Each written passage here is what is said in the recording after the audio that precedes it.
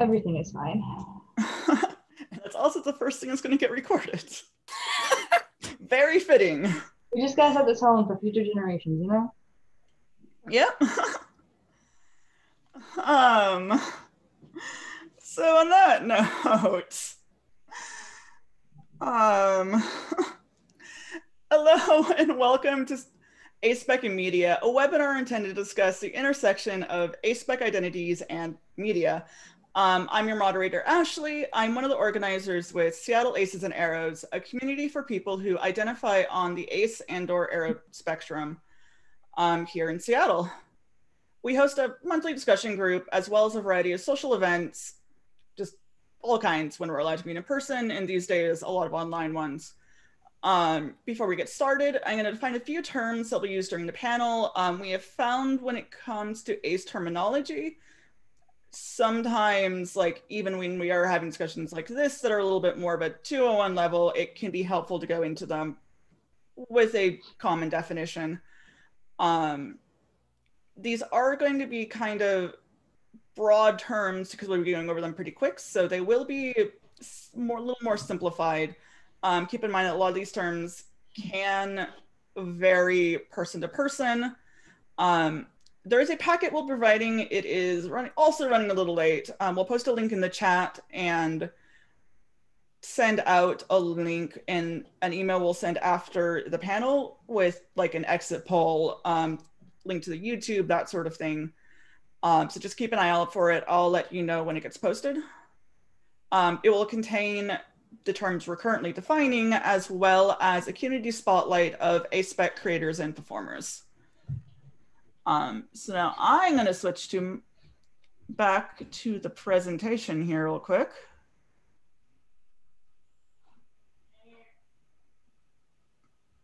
And we'll get started once I can minimize the right things. Oop, wrong button. It's, like I said, it's been a day. And a coup. Yeah. So first one is ace. So asexual or ace, it just means you don't experience sexual attraction. Aromantic or aro, someone who does not experience romantic attraction. Both romantic and sexual in this context can vary person to person, and we do not have the hours it takes to kind of get into that one right now. And similarly, the exact details as to what's attraction versus anything else can also get bogged down, like very person to person. So split attraction model, sometimes romantic and sexual attractions don't align. You'll often see it in the ACE community used, although it is not specific to the ACE and Aro community. You might basically you might identify as asexual biromantic or aromantic heterosexual, and similarly a case that isn't ace specific, you might be like bisexual but like homoromantic. It's a tool that some people find helpful but not everyone uses. A-Spec is just shorthand for the ace and or aro community. It's the entire spectrum. So A spectrum, aro spectrum, what have you. Although as someone who experiences attraction, just and a statement, it's kind of in the way that like cis is used to mean not trans. It just kind of gives you another word to have a concept like when you're talking about terms and definitions. Kind of the other ones, demisexual, demiromantic. Kind of the short answer on that one is it's someone who feels attraction after forming a strong emotional bond. You'll see some variance on the exact wording, but that is the general concept. I will note it doesn't necessarily mean they will for sure experience attraction after forming an emotional bond, just that it's required to begin with. Along similar lines, you have gray sexual, gray romantic. These are kind of just, well, gray areas. basically it means that you're not identifying like with either like ace or arrow, but you don't really identify with the allo kind of labels either. Maybe you feel attraction very rarely, maybe it isn't quite as intense, maybe it's a little more fluid. These identities are still part of the ace and arrow spectrums. So we probably won't be getting too much on this in our current webinar, but real quick. So you have concepts like sex and romance favorable. So someone who's comfortable with sex or romance, despite like their attraction or lack thereof. This is someone who is sex or romantic indifferent, which means you're just kind of neutral. It's like doing laundry. And sex and romance repulsed means it is something you actively have a negative feeling about. We'll go with that. It's wobbly, like all things. So all of this is also separate from attraction. Like you can be asexual but still be sex favorable.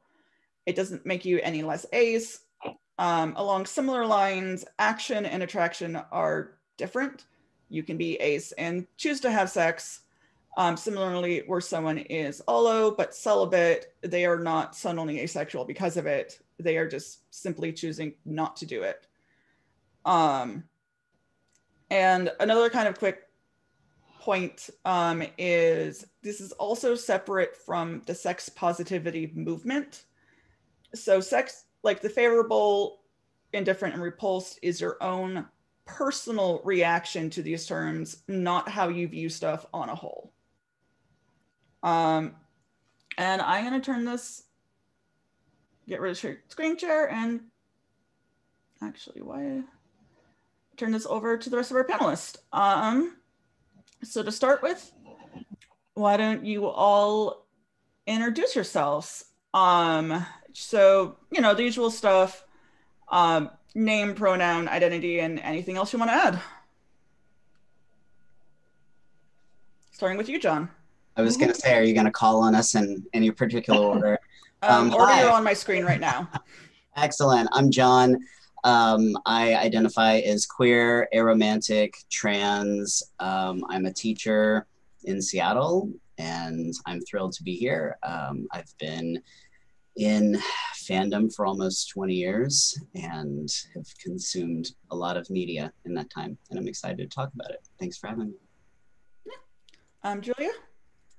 Hi, I'm Julia, she, her pronouns. I identify as demi-pan-romantic asexual, so it's good you just had those terms beforehand because that's a mouthful.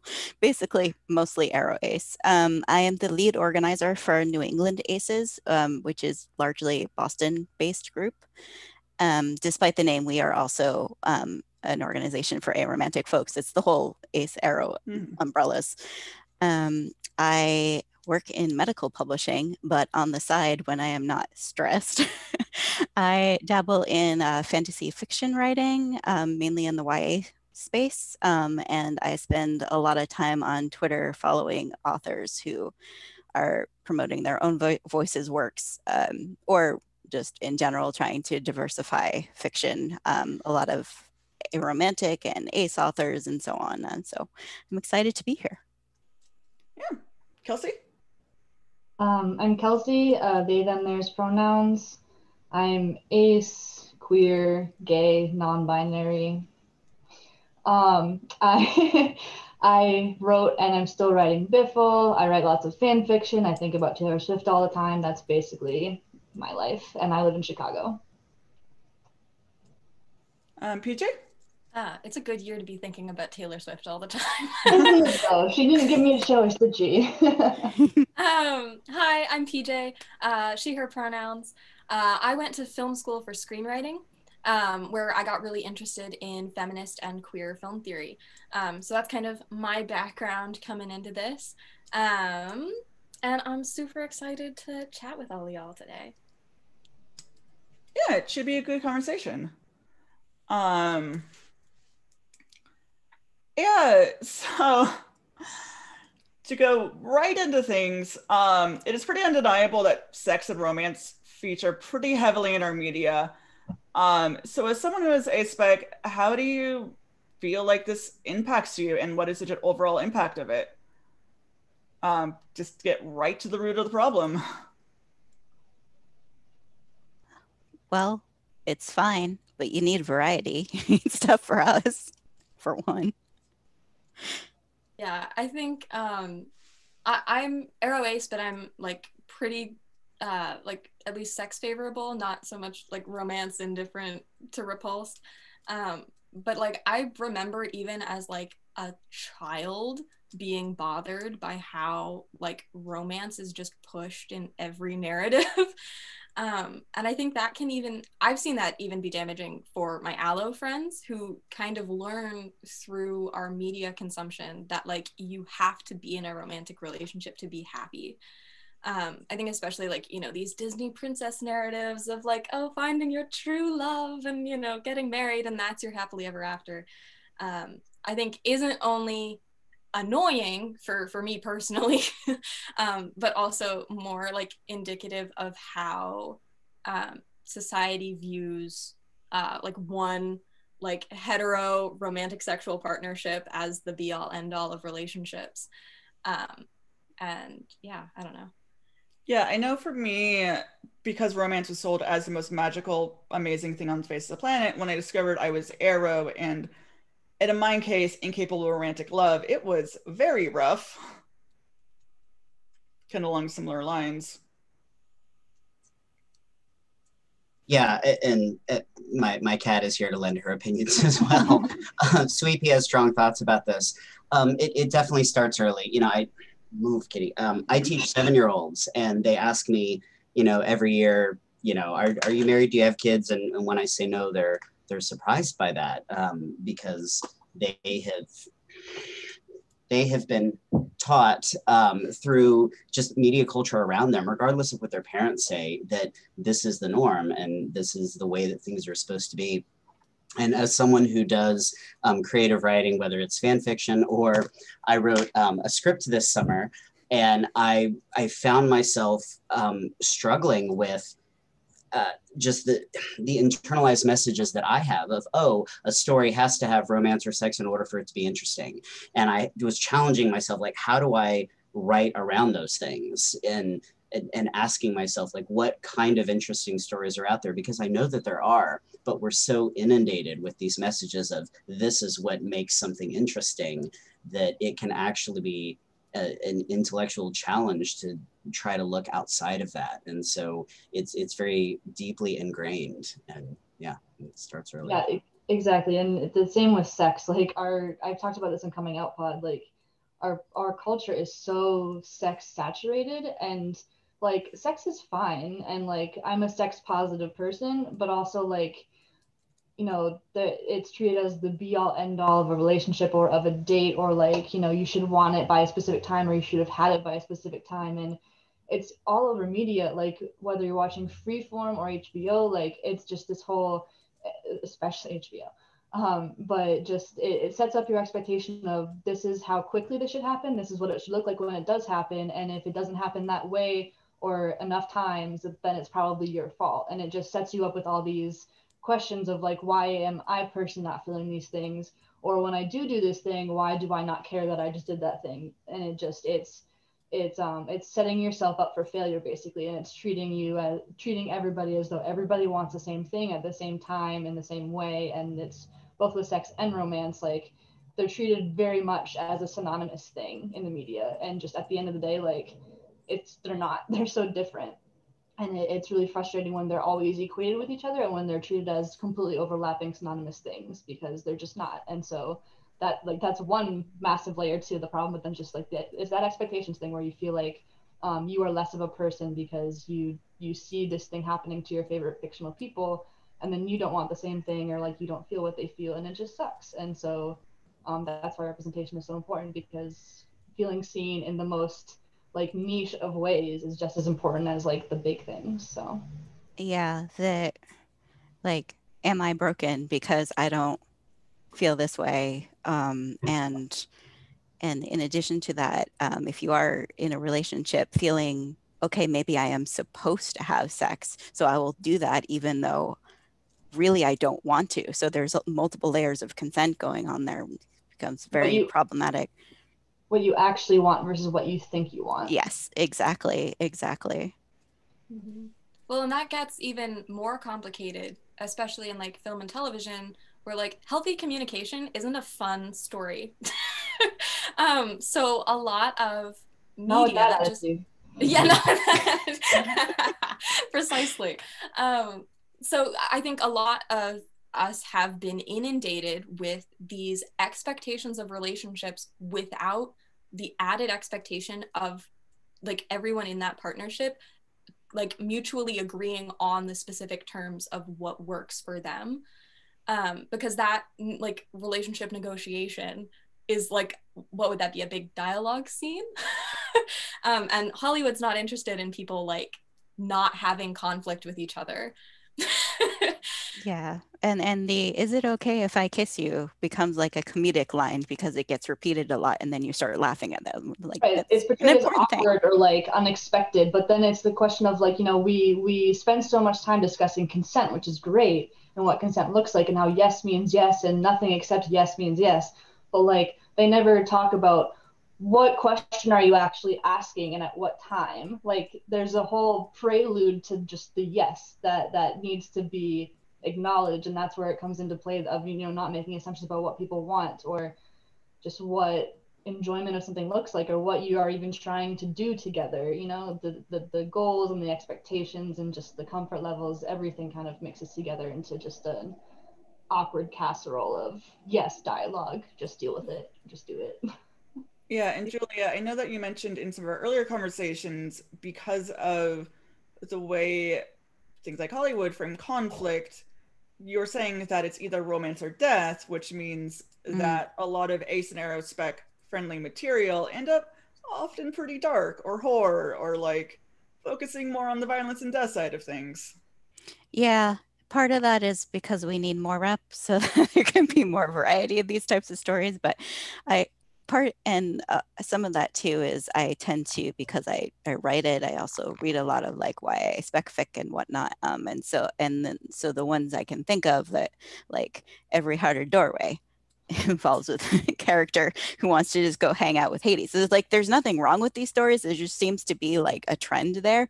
Clariel, who like, you know, raises the dead, and various other characters. And there are lots of different stories to tell. It doesn't have to be the very, when you're learning how to write fiction or whatever, like this, there's the love story, there's the hero's journey, there's the death, like there's a lot more nuance than just those very basic things.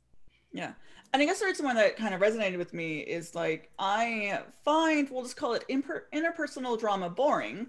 That cannot be the sole driver of a show for me. And kind of by extension, I'm not interested in like romance and pining and like that sort of thing. It's got to be like, I enjoy rom-coms, but only because there's usually something else going on that's funny. Mm-hmm. The actual pining itself is boring, which is to say, like, I like a rom-com, I don't like romance movies. And I know a lot of the media I personally end up consuming is very heavy on like the horror, the darker materials, just because that is what's friendly for me to find. Which is why your comment resonates with me on a lot of levels. Yeah, and well, pulling away from that a bit, I consume a lot of like, I watch a lot of kids shows because they don't have the things I don't want to deal with, and that's great. I would like to have adult media not always be inundated with sex and romance and whatnot. Yeah, if I got $1 every time I was in a college class with writing students that just obligatorily like put in, like shoved in a romantic B plot, like I would have been able to pay full tuition. It's just like, it's almost like, kind of going with what we were saying about like expectations and kind of like the expectations of like real life mirroring media and then media mirroring back to real life. It's like, it's like, you know, romance and sex makes media adult. I mean, even like the MPAA like rating system, like, you know, sex pivots you like, you know, directly to an R rating, or, you know, PG-13.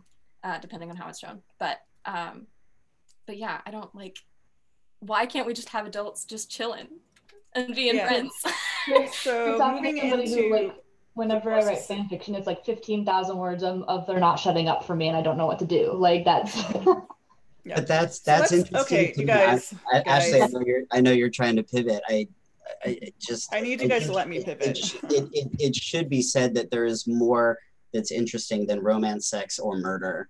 And some of the best things in our real life are getting to know somebody. Like just having an endless conversation, finding out things you have in common. You accidentally stumble into inside jokes and things. And I don't understand why media that we see on screen can't be more like that, mirroring the best parts of real life. Okay, let's pivot. Thanks. Pivot. Cool.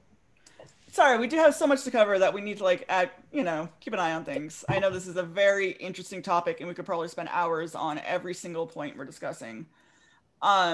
So kind of a lot of what plays into this is how audience expectations and everything that comes out of that, where sometimes it can be difficult to create other forms of content because of the way the audience is expecting it. Would you guys like to go further into that? Since it seems like you guys are already starting to head that direction. Sure, I can jump in. Julia, did you please? No, go ahead. I'll go after. Yeah, well, I feel like it becomes a bit of a cycle with, especially now in the age of social media, when creators can get feedback from audiences on Twitter or whatnot. They can put something out there and then the audience is going, oh, I like these two characters together. And the writers might be like, oh, okay, well, that's not what we had in mind, but I guess we want to keep our audience. So maybe we'll take things in that direction. And it just can become so insular. And audiences can really latch on to, oh, there are these two characters in a room breathing together. Wouldn't it be great then if therefore they are romantically or sexually involved? And I've certainly been a part of that culture, and I can speak to my years and years of shipping things in fandom, but I wish now that it didn't always have to be that way, and that there could, like, that audiences could be okay with friends just being friends. Yeah, going off of that, write or produce whatever you want to consume. That's a bit, that's any time you're trying to create something, there's always that message. If you don't see it out there, write it or produce it, like whatever your art form is, and you will find fans because it wasn't there before. And then you will have an audience, even if it starts very small. Like, oh my goodness, thank you so much for this representation, or for doing, like, getting rid of that trope or flipping it or whatever. And yeah, I was watching another Ace Media specifically for YA panel some time ago, and Rosie Thor, I think it was, mentioned how with her publisher or her editor or something said, oh, we're not, you want to write these stories just about friendships? That's not gonna market. We don't want to do that. She did it anyway, and she's doing quite well. So write what you want to read. I know something that you guys brought up in some of our discussions linked to this panel. I think, John, you were discussing this, was that sometimes when there is, like, often a male and female main character, if they are close and have a good dynamic, the audience will almost feel jilted if they don't end up together in the end, because they'll see it as a slow burn that never paid off. Right. There is an expectation. I mean, if you look at shows like Bones or Castle or the X-Files, where there you have, two coworkers, one's a man, one's a woman, so of course they're going to end up together, but they don't have to. It could be something like Elementary, where they're not, like, where they really just are each other's support system, and it's okay. But yeah, I think there's just kind of a template, and a show could be pitched to a network as, you know, this is what it's going to be. We know that the audience is going to pick up on these beats. We're going to be able to, you know, draw this out over several seasons, get a lot of life out of it. And I think it's been done so much. And I think audiences are ready for other dynamics. And this idea that, well, something won't market well, you know, it's this assumption of, well, it hasn't really been done, so, or it hasn't been done often, so we're assuming that it doesn't work. It's the same pitch that, you know, came up with, well, we can't have female superheroes. Who would go see those movies, right? So yeah, like Julia is saying, you have to just put things out there and it will find its audience. But yes, relationships can be platonic. It's okay. Yeah. I think no, like, you can go, PJ.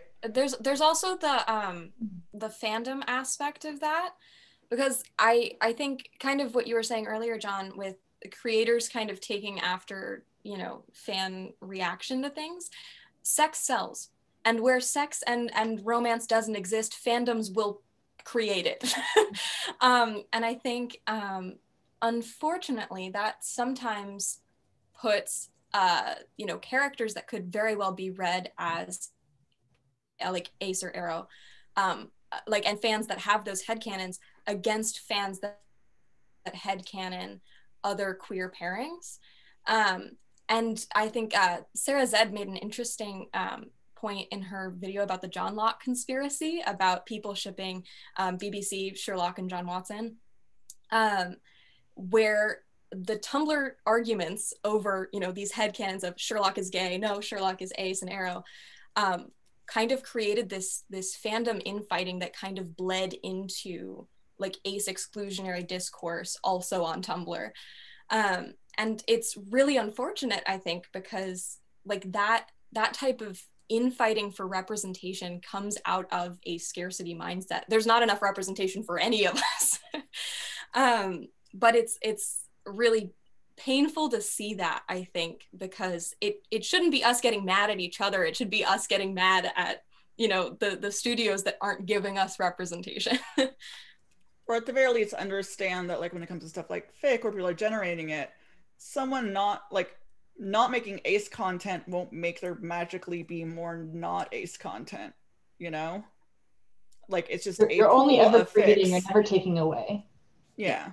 Right, exactly. It's not about taking away. And I was really interested in what happened when Captain Marvel came out, because as someone who is deeply entrenched in the femme/slash community, you know, so many of my friends were like, oh my God, they're married and they raised a kid together. You know, Carol and Maria are clearly in love.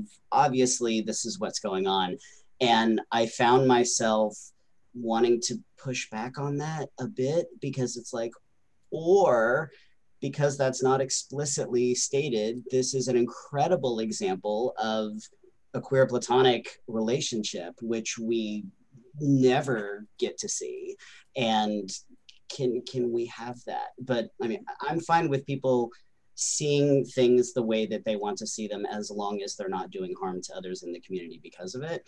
And multitudes can exist, right? It could be Schrodinger ship, like both of these things can be true at the same time. Well, it's like, as long as like I can believe this, but believing something is not the same thing as saying other people are wrong if they don't agree with you. Those are two different things. Yeah. Exactly. It's all our own personal interpretation. So we have to leave room for the way that I see it is fine, the way that you see it is fine. But yeah, sorry, my cat.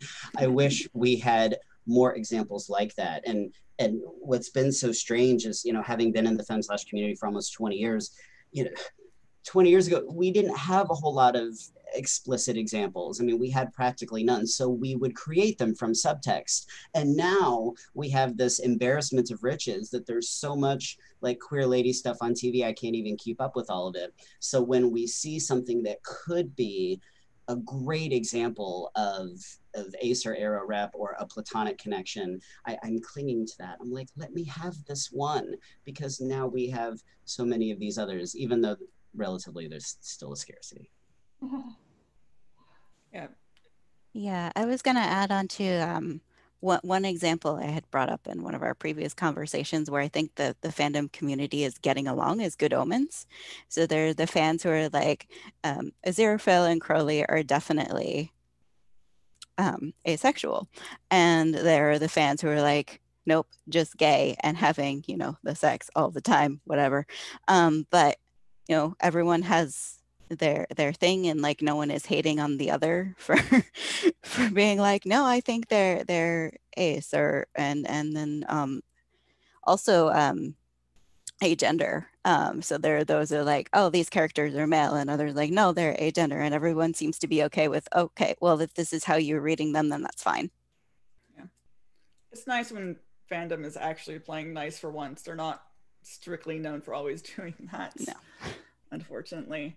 To kind of, oddly enough, pivot off of Julia's much earlier comment, kind of like one of the, where all of this leads to is like the need for more platonic representation in media, just kind of end a statement, may it be friendships or queer platonic or anything else that, I guess, familiar?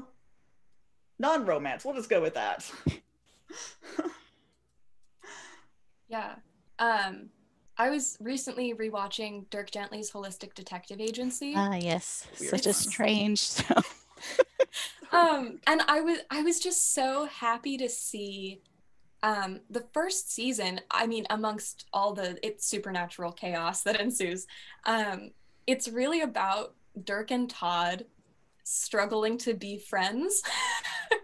And I like, that's just so refreshing. Like seeing, like there's, I think in the total run of the show, like 2 romance arcs that happen, but both of them are relatively small.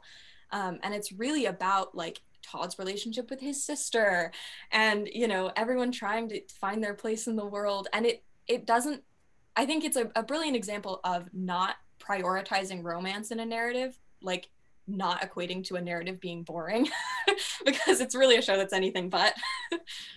Yeah, Douglas Adams on a whole does well with that, because it's Dick Gently is based on Douglas Adams, right? Yeah. If I recall correctly. Because like, why am I spacing on it? I only read the entire series, the sci-fi one that everyone knows. Hitchhiker's Guide to the Yes, Galaxy. thank you. Why? It's been a little bit hot minute since I read that one. Like that is also very focused on a couple of idiots trying to survive. Like they're not even really doing anything specific, just like kind of floating around in space, getting up to shenanigans for like 10 books. Yeah, exactly. And that hugely popular series that is the focus. Really is just about a couple of guys getting around to random things. They go to a restaurant. Like best friends going on adventures. It's excellent. I've been thinking about like what is it that I would want to see in a TV show, and I think like the closest would be Broad City. Just these 2 girls who are best friends who are just going on adventures together. And there's very little romance subplot stuff in that, and it's like, yeah, we need more of that. And I would love to see fandom like cheering on the friendships that they do see as much as they cheer on their ships and stuff. I feel like there needs to be more voice in fandom and in media culture celebrating friendships, because romance and sex don't have to be the be all end all, my friends. Yeah, so this is something we touched on in our last panel, but I think it'd be good to kind of discuss further now that we have more voices. So kind of part of the whole entire promoting the concept of like platonic in media is, in a lot of visual based media, we have tropes. PJ was talking about this in our last panel, tropes specific to concepts like romance, like visual tropes that is, but not so much platonic. So like, what does platonic look like in visual media, or what does an explicit absence of romance look like? Yeah, so I think it's really difficult, like you were saying, to show Aro and Ace representation on like visual mediums. And that's mostly because everything you have to base the story off on is external. And the most obvious in-your-face example of a character acting, you know, A-Spec is inaction, is not pursuing, you know, types of relationships. And obviously there's lots of nuance that we're aware of. But that in and of itself, like the absence of, you know, romance in a show, because we still live in a heteronormative society, does not necessarily indicate that a character is A-Spec. So what we really need to be able to do is get inside a character's head and really be able to understand where they're coming from and how they relate to the world.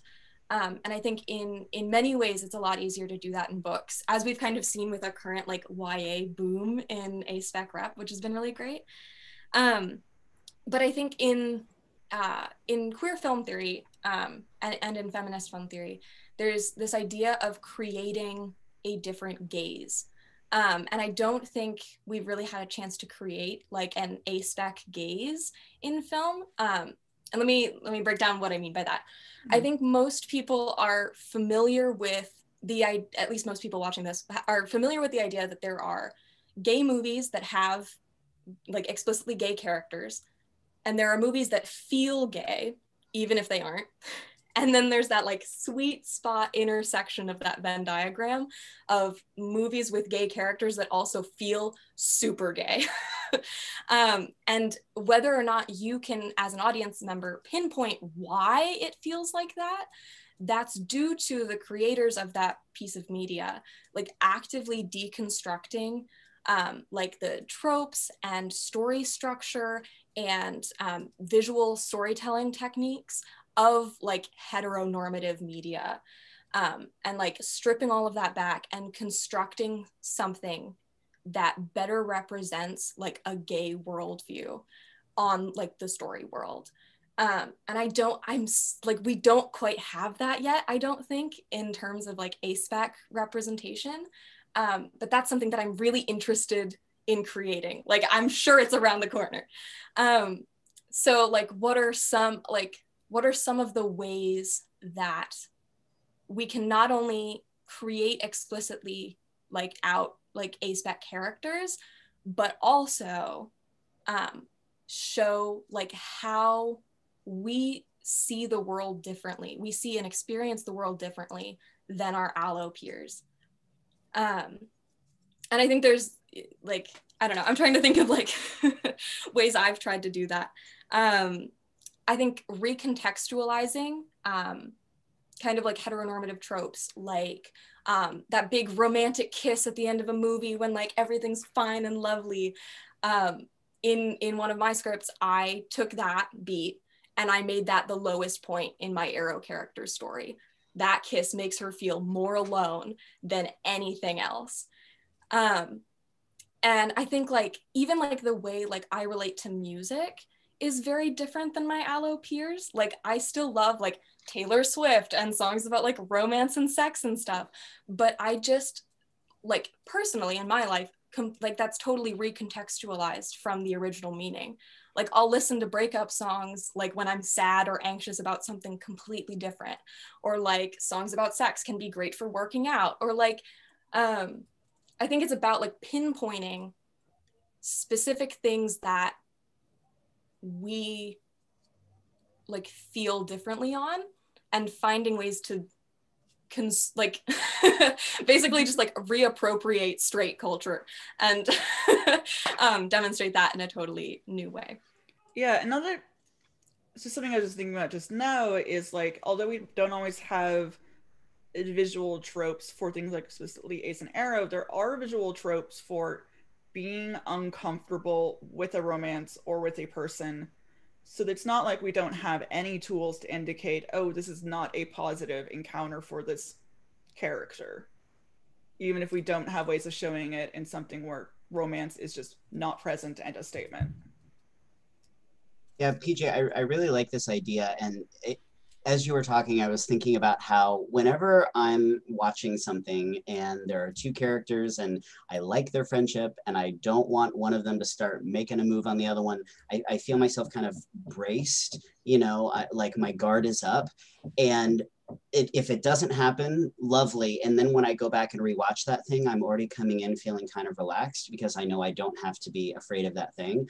And I wonder how we as creators could create that sense of safety right off the bat, right? I don't know if it's the way that things are framed, you know, moving away from like long gazes into each other's eyes, you know, and things like that. So I wonder if it's through directing, I wonder if it's through writing, I wonder if it's through acting choices, I don't know, but there must be a way to develop a visual code that says, hey, that we're not going in that direction. It's not going to be that thing. I think it's probably a little bit of everything, to be honest. Like it has to start with the writing, it has to continue through the characters, it has to continue through the directing, it has to continue through the production design. Like, because I think for me at least, like I look a lot at dialogue, because like even dialogue is so sexualized. Like, you know, if you're watching ABC Freeform, whatever, and somebody starts like a female main character starts dating a guy, her friends will be like, oh, how was the sex? Was the sex good? And then if the sex wasn't good or if they haven't had it yet, oh, that's the drama for that episode. Like, we just don't have to talk about that at all if we don't want to. Like, you know, not assuming that sex is happening and not mentioning it every 5 seconds and not acting like that's the pillar of what's like to be acquired here. It is. So I think it has to be, I think, you know, you can't force only the writing to have that lens. You can't force only directing. I think it does have to be top to bottom in every layer of the creative spectrum, if you will. I do think I think it has to just be everything. I think you can't really half-ass representation like that, for lack of a better term, or is that the best term? We just don't know. But yeah, I think it has to be collaborative across the full spectrum of production and not just any one creative person behind the scenes. I think it has to be everybody. And like part of the mission, part of the vision of this thing, we are setting out to create a different type of media. And yeah, I hope someone can figure that out soon. I will watch the shit out of your show. I'm trying, you know. Yeah, and that's you know, having the own voices creators involved, and if you don't have them, consult. And pay them for their consultation. And pay, yes, pay your sensitivity readers, pay the people you're consulting. Yeah, because to bring up as part of having people involved in every part of the process means including people that are A-Spec and have that perspective. Because like as movies are starting to get a little better on things, we've been seeing the value on like BIPOC directors, women directors, just like having people involved in films that have their subject matter. We'll just go with that. Because you end like the first Wonder Woman movie, we'll go with that, was very popular with women for a reason, in the same way like Black Panther was very popular with like Black audiences. Like there's a reason for that. And there's a lot of value in having diversity in creators because it helps with missions like that. Yeah, and I think there isn't going to be one universal answer to like all the questions I just asked. The answer is more.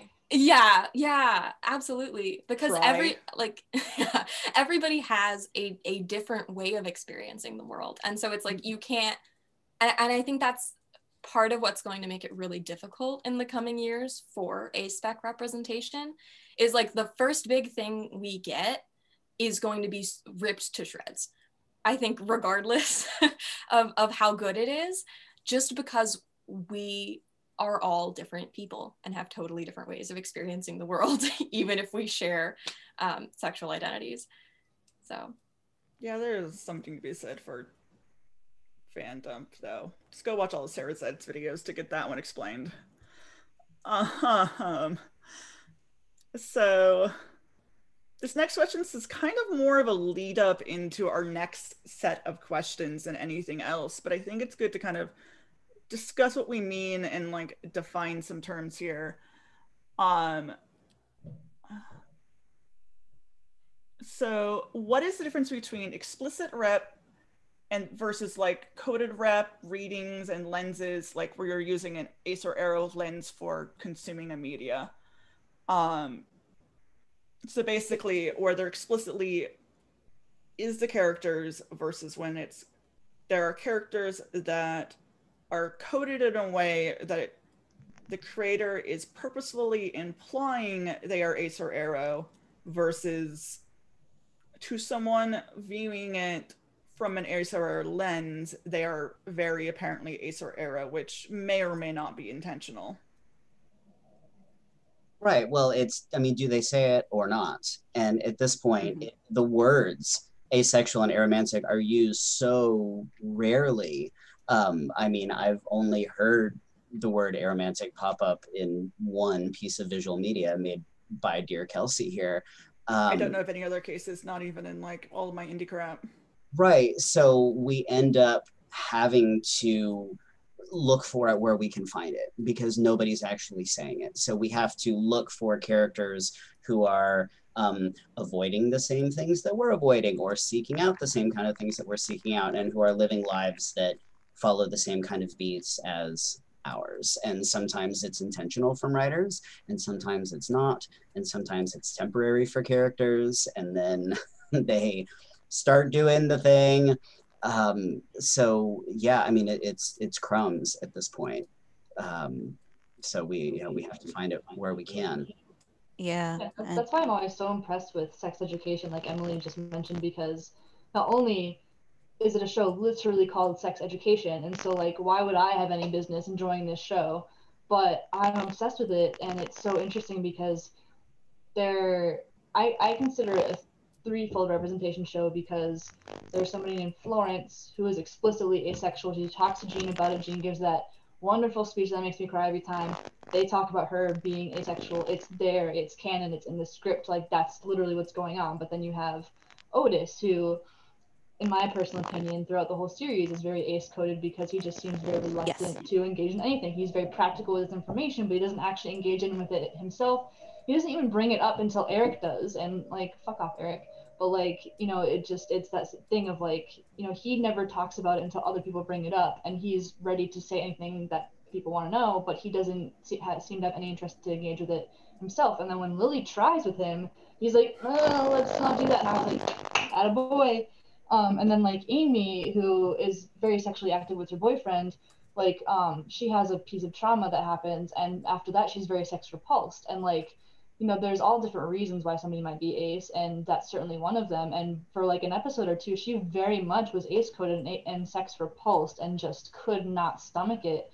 And so even though it is a show that's largely about sex and all the different things involved in it and whatever, it's been incredibly nuanced with just everything that they've included in the way they've gone about things. And I consider Otis to be an ace character, even though he's not canonically ace, and they don't say anything about it, and they're probably not going to. But for me personally, I consider that a thing because nobody's telling me he's not, and so that's that.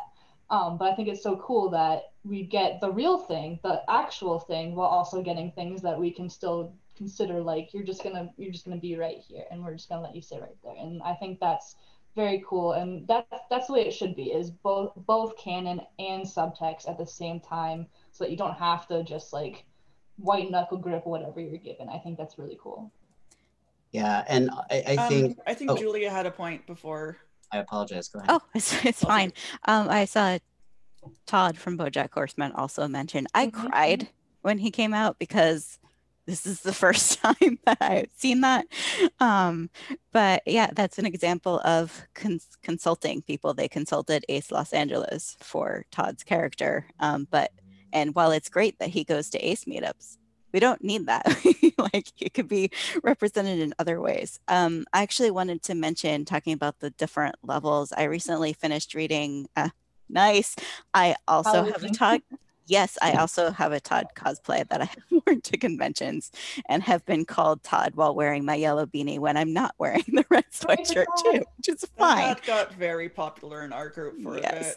Yeah. I was going to mention the book Elet Zoe by Darcy Little Badger. It's YA, Own Voices, Aro, Ace, Lip and Apache Rep.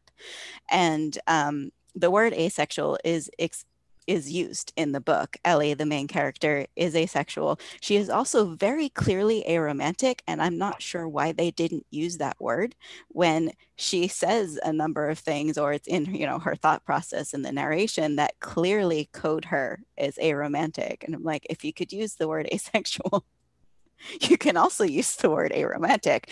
They do use the word zucchini, so that's like an in-joke for the Aro Ace community. With it refers to queer platonic partners. So there's that little nugget there, but you can also use the word aromantic. I don't know why they didn't. I can put that in the chat. Yeah. Sorry, I also, oh, sorry. Nope, you're good. While we're talking about books, I have my handy dandy stack over here. Let's Talk About Love by Claire Kahn. So we will be getting into recommendations later, just as a reminder, but you can go talk about your book right now if you want. Okay. I just have two. By Claire Kahn, Own Voices, by Romantic Ace Rep, and it's a super fluffy rom-com situation. Before I Let Go, by Mariki Nijkamp, I think I'm pronouncing that correctly, is super intense, but is entirely about these two girls' friendship. And there is a beautiful scene where both of them like kind of come out to each other, but very intense. That's all I'm gonna say.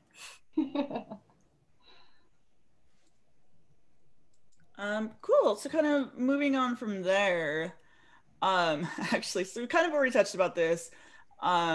What are some examples you've seen of, explicit rec? Most people know of BoJack Horseman because it's one of the bigger names. Another one I commonly hear when people are discussing like known media with explicit recs is Sirens, where voodoo is explicitly ace. Problematic rep though. It's not. Continue. We're not going into good rep. We're going to explicit rep. That's the next question. Yeah, other than the two ones that everyone at least kind of usually knows about. And then sex education. And Raphael and Shadowhunters is another one. And I'm also gonna BIFL. I always forget to do my own. Yeah, BIFL, the web series BIFL BIFL that Kelsey made is the only explicitly aromantic rep that I know, which also has explicit asexual rep. Sarah is an ace non-binary lesbian. I listen to a lot of podcasts, but I can only think of one like Aro Ace character, and I don't think they explicitly use those words. It's just heavily coded that way, and the creators have said outside that he's Aro. So that you might actually be the only person I know, Kelsey, who's used the word Aro in anything they make. Which is like the best and the worst thing to hear every single time. Yeah. Like I'm flattered, but also horrified. It's a weird mix of things. Yeah, it's kind of one of those things where it's like, I'm glad I'm doing this, but on the other hand, I should not be the only one. Well, that's what's so interesting to me about reluctance of mainstream media to be the first, because they're like, oh, well, nobody's done this before. Like, what if it's not popular? It must not be popular. There must not be demand.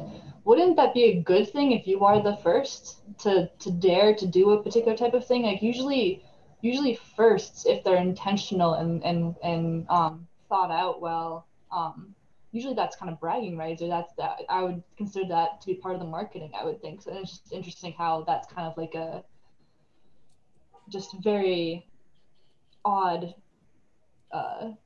discussions happen around that, and just about whether it's a good thing or a bad thing and what will make money and all that, But Kelsey, it would mean that they would have to acknowledge that it's actually a real identity, that it's actually legitimate, which a lot of people don't think it is. And I think because romance is like the number one thing that people put in stories, the thought of bucking against that, I don't know if mainstream creators would see that as like show suicide. And I can go on a whole tangent either right now or a whole rant about characters that look like they're being coded this way, but then they're not, etc. I'm not sure where that rant fits in with our whole conversation. And a few questions. Didn't for explicit rep, didn't the creator of SpongeBob say that SpongeBob is ace or something? That was more infight now, because that was another gay versus ace. I'm like, why not both though? Like, yeah, it can be both. Both is a thing. Like, yeah. Oh. And I think kind of on what you're saying, John, of like showrunners of TV in particular, like shooting themselves in the foot, in putting themselves backwards, is Jughead. Jughead Jones from the Archie comics is Arrow and Ace confirmed by the creator of the comics. Oh, that's the other one. He just didn't know what those like words were when he was writing him. I don't even go there and it still hurts me. Like And clearly yeah. it's less interesting to write an Ace Arrow character as they exist. Obviously, we have to put some sex and romance on them. Otherwise, people won't want to watch our show. Yeah. Which is why this character's been existing. And how long has the comic been running? So many years. And like, so it was many. a while back too that they explicitly started using the word ace with him, because I was and like news at when I was least, like in at college or least something. it's with Lily Reinhardt, but like that's still like probably unexcusable. But like at least there's Lily Reinhardt. Like that's all I can say. But still, shame, whatever. It's like, Yeah, I'm gonna die mad. I know that like the phrase I've heard, it's TV and movies are usually what 10 or 15 years behind social progress when it comes to having content. So it's not even that there's a lot of struggles around A-Spec identities in the modern era. It's also they're basically only in like what early 2000s at this point. Yeah. Because apparently they exist in time travel. And then when you do see it, it is usually young adult novels and podcast. I think Emily. Oh, sorry, in the Julia, chat, you had a point though? No, I was basically saying that.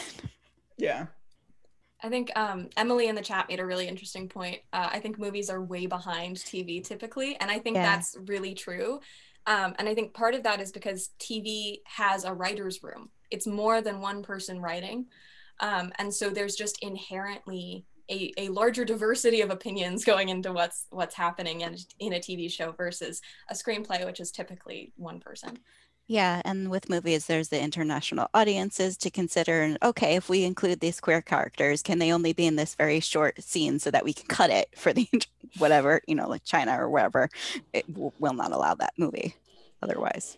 Or the other one you'll kind of see is with TV, you also have to remember you're making a lot more content hour-wise. Yes. So it's a lot easier to fit stuff in that you might not in a movie, or you might be more inclined to. More correctly, you're way more likely to experiment when you have a lot of content to create than a movie where you're very much more restricted. That's what I was going to say. Yeah, you can have a little side character in a one-off episode and it just gets lost in the stream of things. But if you're only telling a 90-minute story, you have to make every moment of that count. Yeah, and with TV ongoing, you can factor in fan reactions and like, okay, this character that we were just going to have for one episode is actually really popular, so we'll keep them around. Yeah. And which can also go the total opposite direction. Good character representation gets thrown out. Yeah. And again, low uptime, when you do see explicit representation, it's novels very specifically young adult, because we are very weird in the way we handle that one for a lot of bad reasons. And podcast, because podcasts are usually independent creators doing it often as a passion project. There are very few people that get like paid living money to do it. Very exciting when they can though. So one thing kind of with all of this is how fandom can treat A-Spec characters when they're brought up. We kind of touched on this a little bit earlier when talking about more generally fandom likes the media, but at the same time, sometimes when there's explicitly A-Spec characters, they aren't treated well by fandom because they're not considered shippable. Is at least one thing I've seen, or projecting a very strict opinion of what it has to look like. John, I don't know if you've run into any of that in your experiences. There aren't really Ace and Arrow characters in the particular fandoms that I'm in.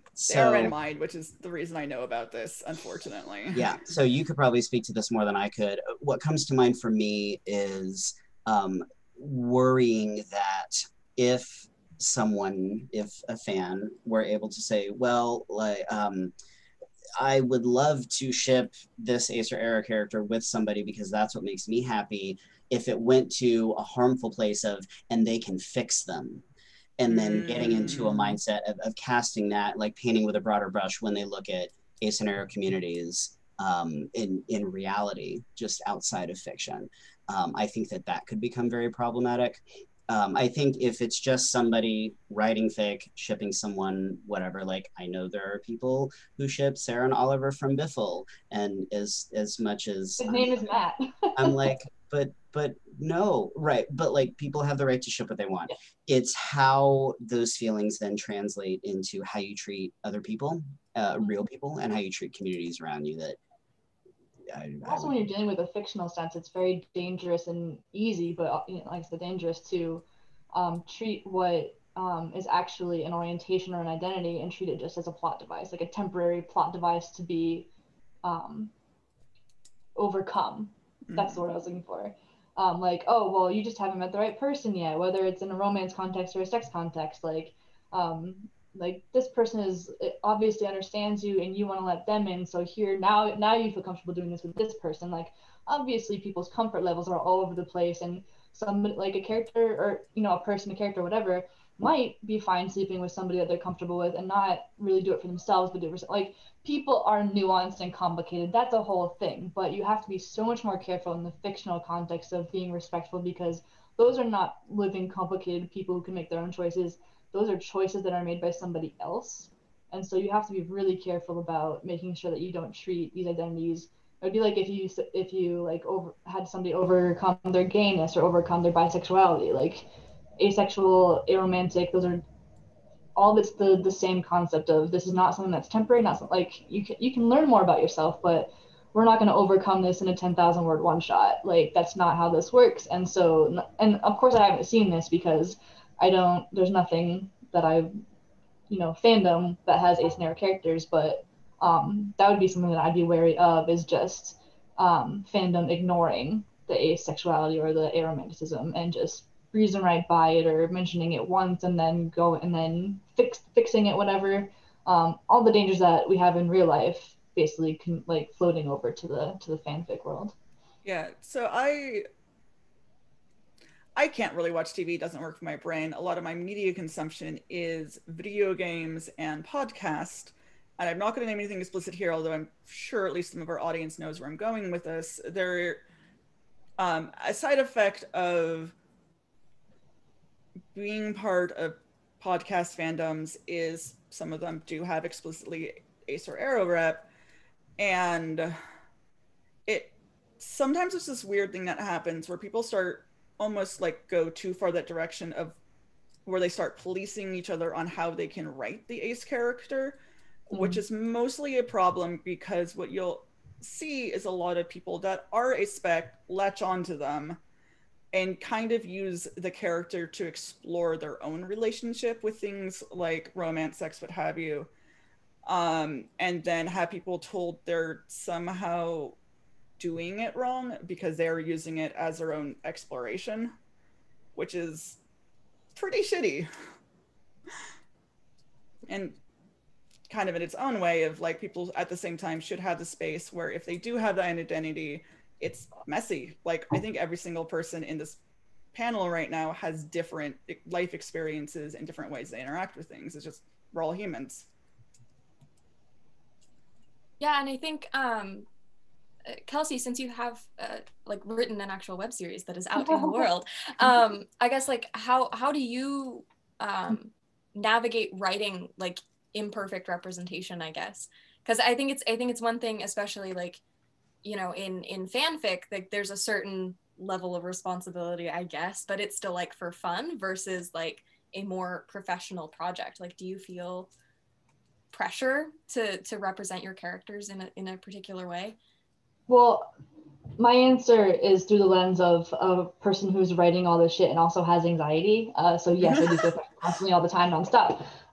But I definitely do because one layer of it is you're writing a queer series. Obviously, there's going to be pressure inherently there because there's so much competition and just you want to draw the fans. So like, what do you have to do to draw the fans? But then it's also your queer series that has a lot of firsts. Okay, that's more pressure. And then and it's both harder and easier and just a little bit more complicated when it's an own voices situation because like I know how non-ace people likely view the ace experience, whether they are some other form of queer or whether they are cishet. Like that's a huge difference. And like, will like disappoint people if you know, a character who has this identity does this thing, or like, you know, will people be disappointed if I go in a very own voices direction instead of going in a very general basic direction. You know, it's like how acute do you get with the direction of your character? And for me it's always just been like I just whatever, like these people have been in my brain for like 5+ years, so like I kind of, they'll poke me if I go in the wrong direction. So like if something feels off, we'll not go there. And my whole creative team is great at us kind of being on the same page as far as what feels off or what sounded great, but then once I actually wrote it didn't feel quite so great.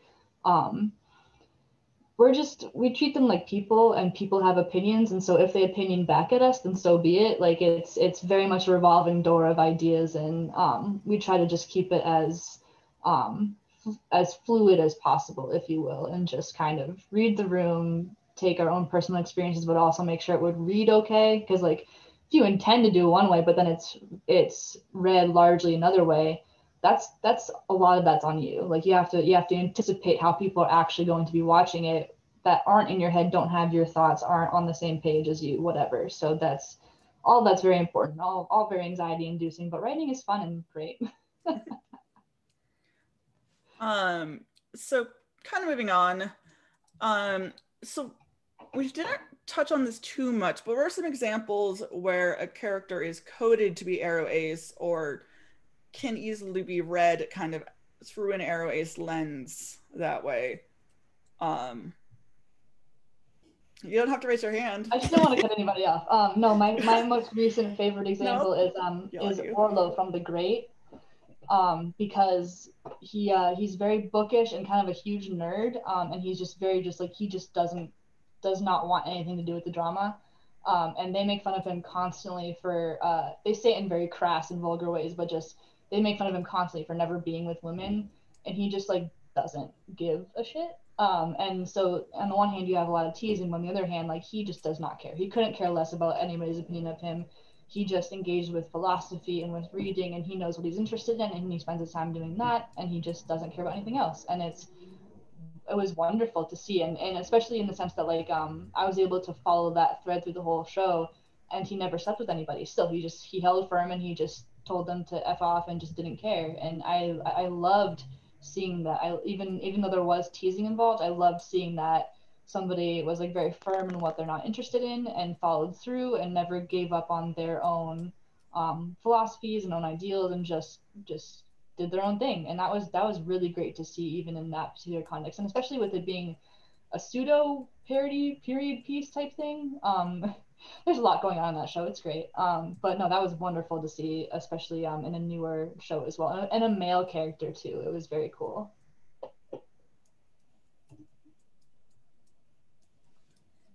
Anything else? Anyone have anything else to add, or should we kind of not spend time on this one? My favorite of the last year is most definitely Joe March from the latest version of Little Women, and that was just a frickin' revelation to see in the theater. I was so full of feelings at the end, and I mean, even though they have to do the fake out of, you know, oh, she got with him, but not really. She was never about that life. And just hearing, you know, a lead character speak very passionately about, no, I don't want to do that. I want to do this and live my life. It was very emotional. Yeah, I also enjoyed, you know, Jo as a writer. So like, yes, she's focused on her writing. That is the important thing. And her sisters and everything. I was going to bring up, these are older examples. Katniss. Katniss Everdeen is, yes, there is a love triangle. It's because the boys are interested in her, not because she is interested in them. And yes, she marries Peeta at the end, but it's a societal expectation. So to me, and like her focus, obviously the entire book is survival and protecting her sister. And like, you know, You can have stories without the romance. They put the romance in because popular YA series, but you can have it without. That's not the main thing. We mentioned Disney princesses earlier. Elsa is definitely, she is read as queer by the queer community in general, whether you see her as lesbian or ace or whatever, but she definitely, I appreciate that, like, she and Moana exist as princesses who are not interested in getting married. Shout out to Merida from Brave as well. And Merida, yes, and when when Disney fans went wild, they're like, Elsa's, the first, would have been like, we can look at Merida, we can look at some others. Yeah, there was. I do. Now that you mention that, it's very interesting how the absence of a male love interest automatically creates the idea of a female love interest as opposed to just letting it be empty. Mm-hmm. Like, that's a very hardcore pivot that happens automatically, kind of every single time. Yes, but there's more than the either or option. Exactly. There are multiple. Yeah, I don't have any good options. Get her a dog. Why does she have to have a boyfriend or a girlfriend? Exactly. Get her a cat. It's fine. Yeah. Some books. I think there's also, like, almost every incarnation of Sherlock Holmes is read as somewhere on the Ace or Aros spectrum. Mm-hmm. Sheldon Cooper, not necessarily a great example of an ace-coded character, but he exists. Yeah, to clarify, we are not at the point we're discussing whether or not something is good when we're talking about our explicit encoded. But continue. I think the fan headcanons that Jessica Rabbit is ace. Yes. I love that so much too. Jessica Rabbit, absolutely, 100%. Mm-hmm. So good. And I think in terms of kind of a coded Arrow worldview, like a movie that feels Arrow but is not, I think, is The Lobster, which is unfortunately aggressively heterosexual. However, it takes place in this dystopian world where if you are not partnered by a certain age, then you have to go to this wackadoodle resort, and if you don't find someone to pair with, then you get turned into an animal of your choosing. And it's illegal for people to go outside unpartnered. And I think despite it being a very straight movie, it plays on a lot of the fears that I have about our current society because I'm Arrow. So I thought that was worth mentioning as well. Yeah, it's a terrific satire. And I've been rewatching Community, and Abed is an aromantic character. I was just watching, I think I'm in season 4, and he and Troy have a conversation, I think it was, where he explicitly said, I don't want to, do the romance thing. I don't get it. I'm not interested in it. Why can't we just, keep being best friends forever? I was like, I understand you, Abed. Yes. So real quick, while can let this conversation continue, we posted a link to the packet. We're very sorry there were some slight delays. There was a coup earlier this month. It's been a month. We'll again send out an email after the panel, but the link's there now. Yay, look at it. It has some cool stuff in it. Continue, panelist. Julia, did you have something to say? No. Cool. I kind of put you on the spot there. It's okay. Just looked like you were about to say something when I. This is because I am endlessly excited to talk about this topic. Faith from Buffy is also aromantic. Mm-hmm. So, Slayer of my heart. Something just kind of can the coded characters and that type of thing can lead to is in a weird sort of way erasure. It can be explicit rep that when made, why am I spacing on the word? When a media is made into another media. Adaptation? Yes, thank you. Adapted into another work, that it gets removed, or a heavily coded character gets a romantic interest. There's kind of a lot to unpack here, especially given some of the beats for this one. I know a common example people talk about with this sort of thing would be, for example, Sherlock in or actually we've kind of already touched on this, but Jughead in the TV adaptation of Rivendell, which had a lot of problems. Yeah, just at Jughead. Yeah, I think there's a lot of, I think this goes back to a lot of the things we were talking about with just compulsory romance and compulsory sexuality in media. Like, you know, kind of reinforcing again, like this, oh, you'll find the one someday. Like, even if like you're cold and distant and like are totally uninterested in all of this, you know, romance or sex that's going on in the narrative, you'll find somebody eventually. Which again just plays into all of those terrible and that's stigmas. the whole story. You'll find somebody. Go find somebody right now. Like Right. It's your big life goal. Yeah, and PG, I don't mean to step on you if you had more to say there, but it's like, here comes my rant, you know, because no one other than Kelsey, who I know of, is writing explicitly aromantic characters on screen. So I'm desperately trying to find them in media wherever I can, but I keep running into the same tropes and stereotypes and the same problems. Oh my God, Kat, honey, I love you, but I'm talking.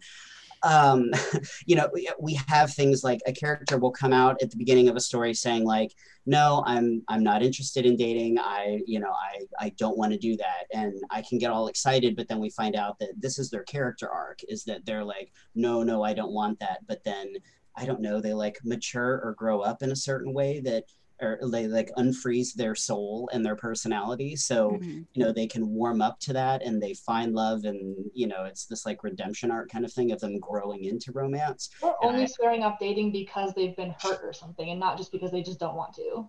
Right, like, it's right. because Yeah. of a specific There's bad some kind thing, of trauma. as opposed to just being the way that they feel about it. Or they're Sure. incorrectly prioritizing their career, which we all know women shouldn't do.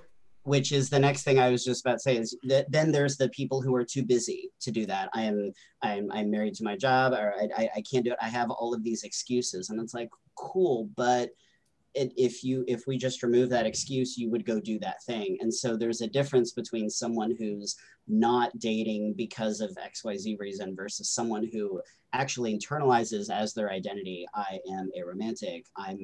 It's not just that I don't have an excuse for that. And excuse. Okay, so this is a weird point to make with this regarding the excuses, but so something my mom always told me before I kind of figured out the Arrow stuff is basically like, if I was actually interested in dating, I would make time to do so. In her case, she meant like, don't stress it, like, this is clearly not a priority for you, like, just to be clear. Or more correctly, stop whining to me about this because it's clear you're not making time for it. Like, if they were actually interested in romance, you can make time for romance and a job. Right, if you're that focused on your career, it's clear that romance isn't a priority.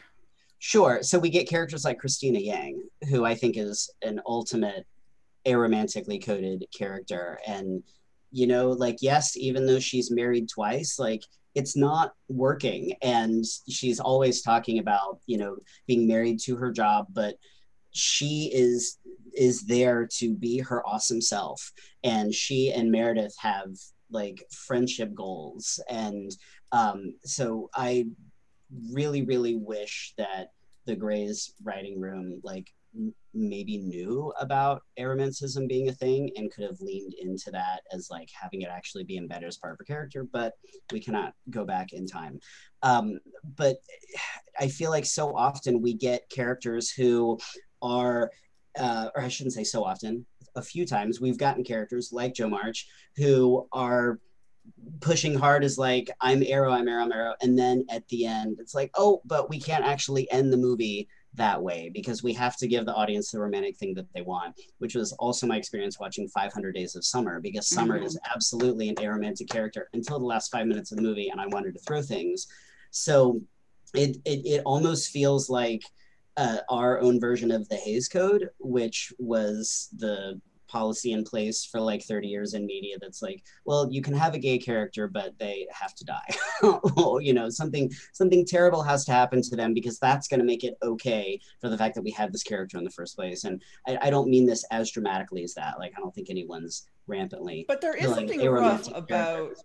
But like going back to audience expectations, right? Like the audience is expecting this to happen and wants this to happen. So I worry that people who are creating mainstream media are thinking like, well, we're going to have to partner them up in the end in order to make this palatable for audiences. Yeah, and there's something really rough and where you can have an Arrow character, but they have to get together.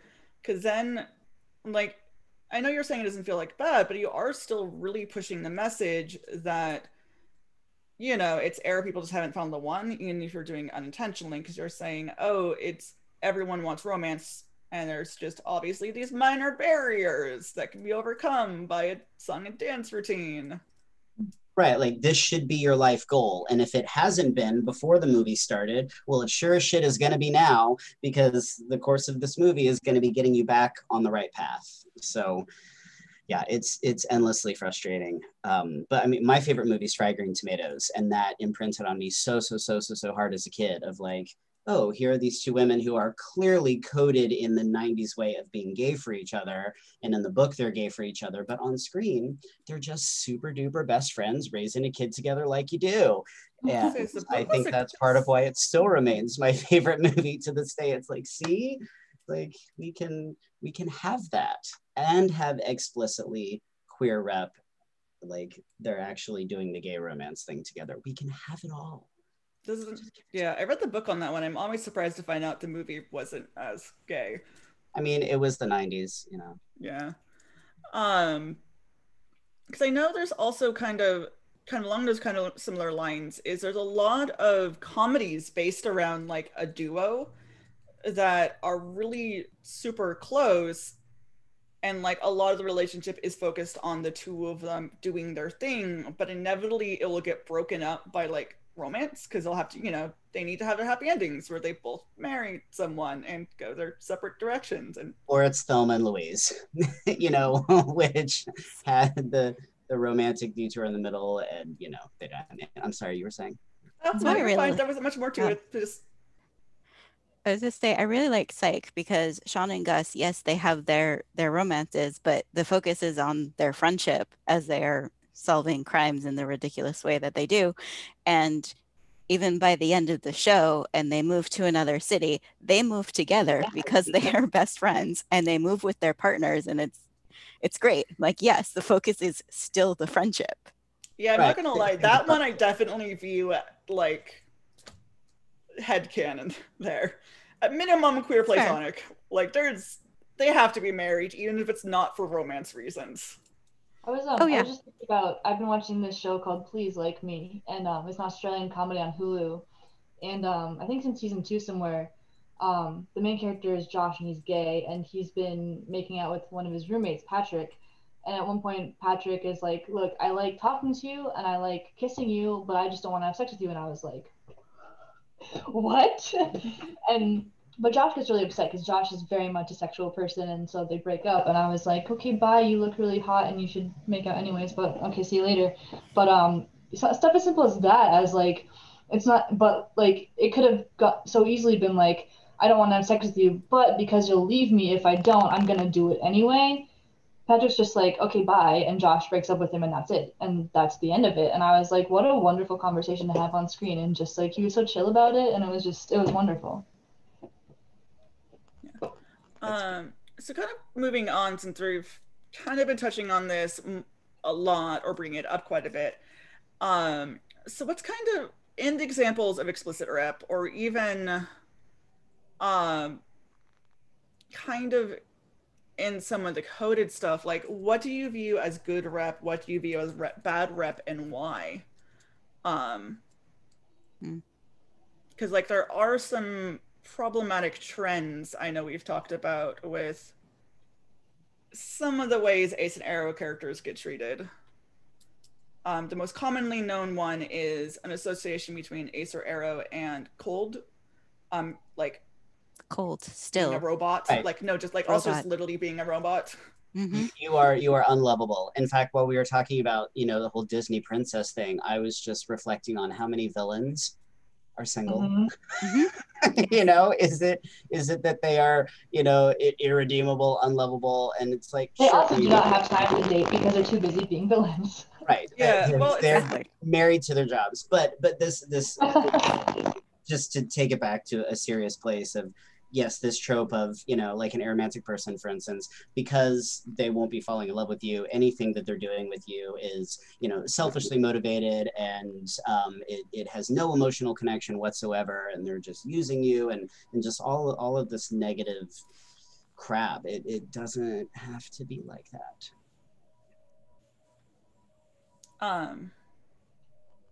I know kind of another one we brought up in some of our earlier discussions is things like, even when they're not cold, you're more likely to have a highly immature character not be interested in sex or romance. Or have a romantic character very immature quality in general. Like, oh, you're just not ready to have it yet, or oh, you're just too immature. Like you're not, like, it's treated as like a very juvenile issue.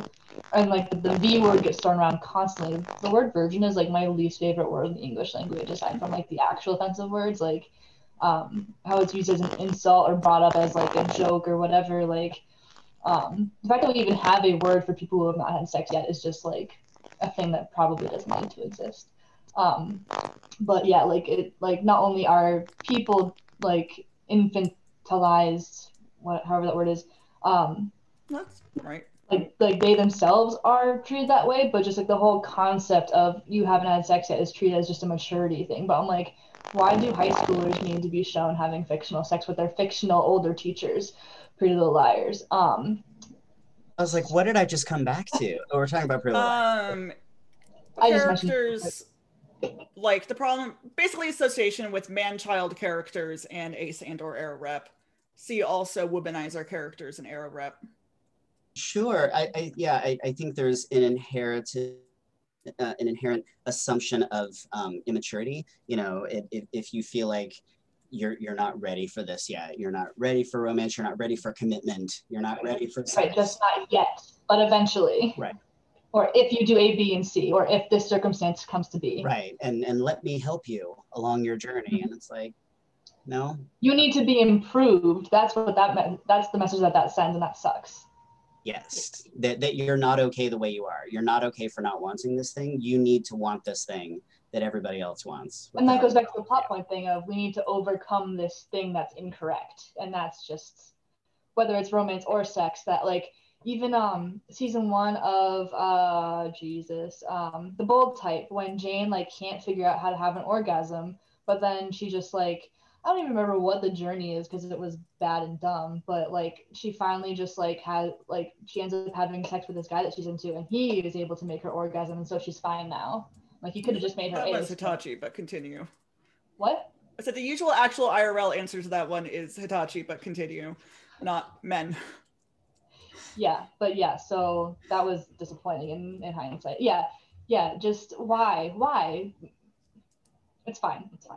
Yeah. I said what I needed to say. There's no point.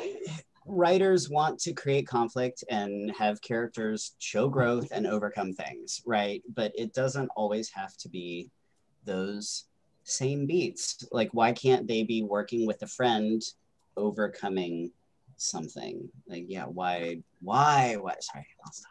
Yeah, and Martin in the chat just mentioned how like there's most of these arcs are generally like with women and not men.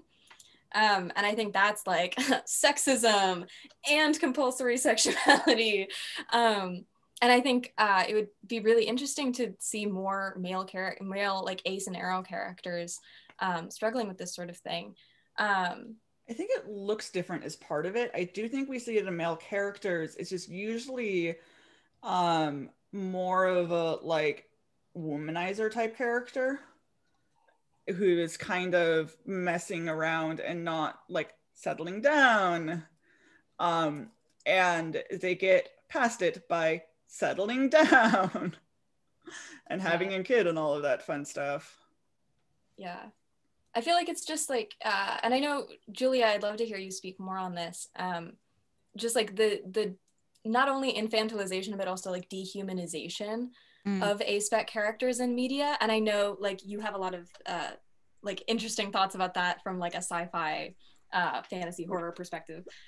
Yeah, it's speculative fiction, sci-fi, fantasy, horror is what that means. Maybe that's an avenue for exploring things that you wouldn't necessarily get in literary fiction, or other genre fiction even. But so there are, you know, a fair number of characters who are aliens, who are robots, who have these identities. And I mean, that's fine, but you need, again, the variety. And I mentioned before, and as did Ashley, a lot of this representation that we have in literature is YA, and that's great. But I worry too that allo readers may think, oh, well, they'll grow out of it. They're thinking that now, but they might grow out of it, and that, you know, when you're a kid, if you know when you're a kid, you know. Um, but yeah, so there are a lot of the childlike tropes and gosh, but as far as good rap, pulling away from that, I mentioned before the weird trend with death, like ace characters associated with death. Let's is another example of that. Like, I love those stories, but also we need them doing other things. So Felicity in Lady's Guide to Petticoats and Piracy is great. She's Aro Ace. The words are not used because this is a book set ostensibly in 1700s Europe. But she wants to become a doctor. And she goes on this adventure with her former best friend and then a new best friend who happens to be a pirate. And all she wants, like, her life goal is to become a doctor and to live with her friends. There is a point in the previous book, because her book is a sequel, where she kisses another character to distract that character because she knows the character likes her. But and her brother is like, oh, so you say you're like this, but actually you did that. And she's like, listen, no. That sounds lovely. Yeah, It's a very good book. It's very, very, very fun. The previous book too, Gentleman's Guide to Vice and Virtue, is very, very fun. Yeah, I kind of going back to unfortunately, the more negative side of things is, I know we kind of touched on this as well in some of our earlier discussions, but there's kind of a trend where a lot of the same negative stuff around Ace and Aro rep kind of has a lot of parallels with how we have non-binary and neurodivergent characters in things like the immaturity, and things like being cold, and things like literally being robots, AIs, or aliens. Ooh, aliens is a common one. Yes. Yeah. And it's important. Like, we need more like bubbly cheerleaders who are, you know, non-binary Aro-based humans. It's clearly the answer. We need more characters like Oliver from BIFL, who's just the sunshine of the world. We need more characters, is what it boils down to, so you can have the variety of experiences and not fall like into a the bubbly, tropes. non-binary cheerleader who has ADHD. Yeah. And wears a lot of pink. But yeah, no, actually, let's talk about good things. Like, all of you guys probably have at least one piece of media you like that has Ace and Aro rep. Like, why do you like it? What makes you go, oh, this is an enjoyable example for me? One of my more recent ones that I've mentioned previously in lots of capacities was Portrait of a Lady on Fire. And what I found so interesting about that movie was that, I mean, obviously it's gay, but it's one of the very few movies, R-rated lesbian movies, that I've seen that skips right from kissing to naked in bed. And that, to me, is like, you cannot prove to me that they actually had any sex in there, which means that, in my opinion, they did not, and that's what I'm going to run with. And so, like, to have this kind of ambiguously portrayed, to be fair, but just still there, the idea of just, like, making out and taking off your clothes and then not doing anything else. Like, I was so taken aback by that, especially because I went into this R-rated lesbian movie thinking, like, it's going to be another The Handmaid's Tale, or whichever one is the lesbian one and not the terrible Hulu The Handmaiden show. Thank you. I get them confused constantly. But something like that, or something like The Favorite, where you see literally everything.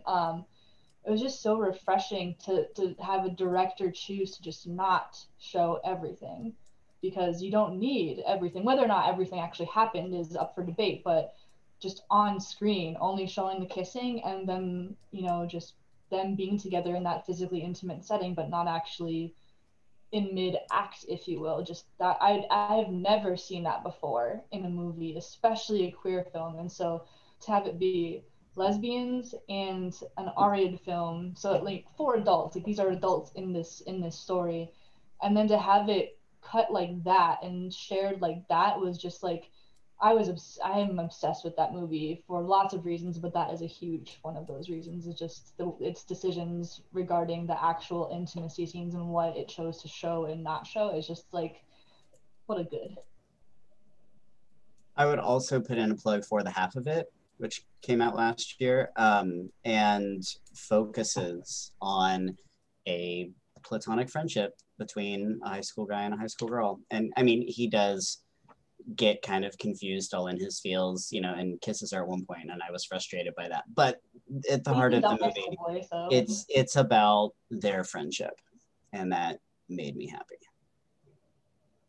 My actually, just while I have the floor, just to say my favorite dynamic on TV is between like a straight guy and a queer girl, like a Toby and Emily on Pretty Little Liars kind of friendship, like where you know that nothing is gonna happen. They can just like be wing people for each other in whatever way they want. Oh, So good. Talk about Pretty Little Liars. Such a good friendship. As I mentioned, there's a lot of YA and speculative fiction with Rep. There are databases. I think we're going to include them later on when the YouTube goes up. But there are character databases. There's more than one now. The one that's been around for a while has like 300 plus characters or something, and a lot of those are own voices, which is awesome. But it is, a lot of them are indie, so they may be harder to find in the library, for example. Or there's kind of this awkward thing where like I found like an Arrow Ace list once, and when they are more independent, sometimes they are created by people that are learning. I'm trying to figure out the really nice way that doesn't sound discouraging, and you might not be interested in them, and that's kind of rough sometimes, because like I found a database once for like Arrow Ace podcast, and out of the ones listed, like I think there was only a handful that interested me to begin with, and out of those I think there's only one or two that actually engaged me more than like a few minutes. Yeah, I think it's difficult, especially with like film, because it's a difficult medium to break into. It takes a lot of resources, it takes a lot of money, and not everyone has access to like a media education. But I think a really interesting, this is like both a recommendation and I think an interesting example of a debut film with A-Spec representation is Sella and the Spades on Netflix, or sorry, Amazon Prime Video. And it might still be currently being developed into a series as well. But it's a feature film about these basically these different factions that run essentially like this boarding school. And Sella is a senior, and she, in basically all words except aromantic and asexual, comes out in a scene. And she is just uninterested in like, she basically frames it as, why would you set yourself up like to cry in a bathroom over somebody when you could just avoid the situation altogether? Yeah, if you're doing that, you're Arrow, but so I'm really interested. I hope it becomes a series, because it is a debut writer-director. It was a Sundance incubator project that got distributed by through Amazon exclusively. And it's like a primarily Black cast.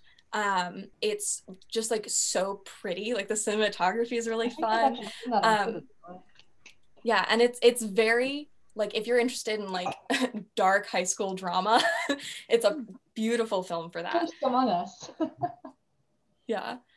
You're saying words of things that are all things that I like. So. Yeah, so everyone should watch it is what I'm saying. But I think it's going to take a lot of time for, especially because like most innovation comes from people outside of an industry coming in, especially like in the case of like, you know, historically film and TV.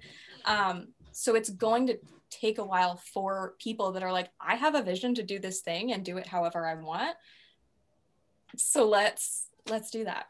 Yeah, and it's also and it's also why it's so important for industries to make space for new people. I saw, this is somewhat tangential, I saw a post on Tumblr where someone was talking about that a lot of like the TV channels, whoever runs the TV, that would be the channel, right? Cable company? Yeah, whatever. Yes, we'll go with that. Network. Sorry, you know more than me. That's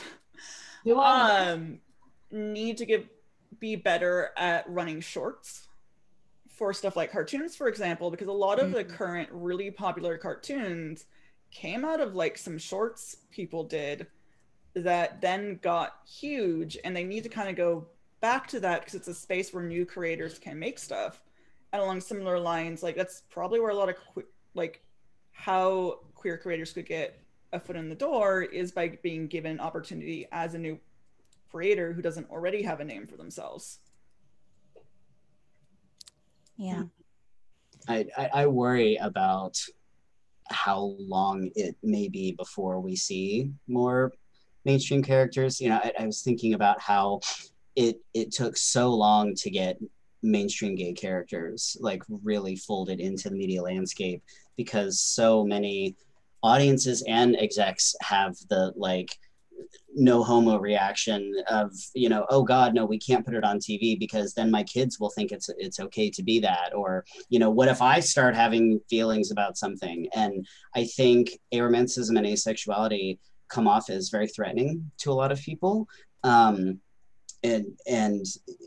just where it's like, oh, I feel like I'm not explaining this well, but that people might think like, oh, I don't want my kids growing up thinking that they can just be by themselves. No, I want them to be with someone, and like putting all of these wants that people have, but also maybe they're afraid to be alone themselves and they don't want to question that. They don't want to have to think about that. So anyway, I think that these very legitimate identities that we have, and we're not harming anyone with them, but they can be seen as so threatening or so dangerous because they butt up against the ideals and values that people have and the way that our culture is. So I hope that more people will be open to learning and to seeing that there's nothing threatening about our identities. Like, let us live our lives, please. We're not trying to take anything away from anyone. I'm a very scary person, so.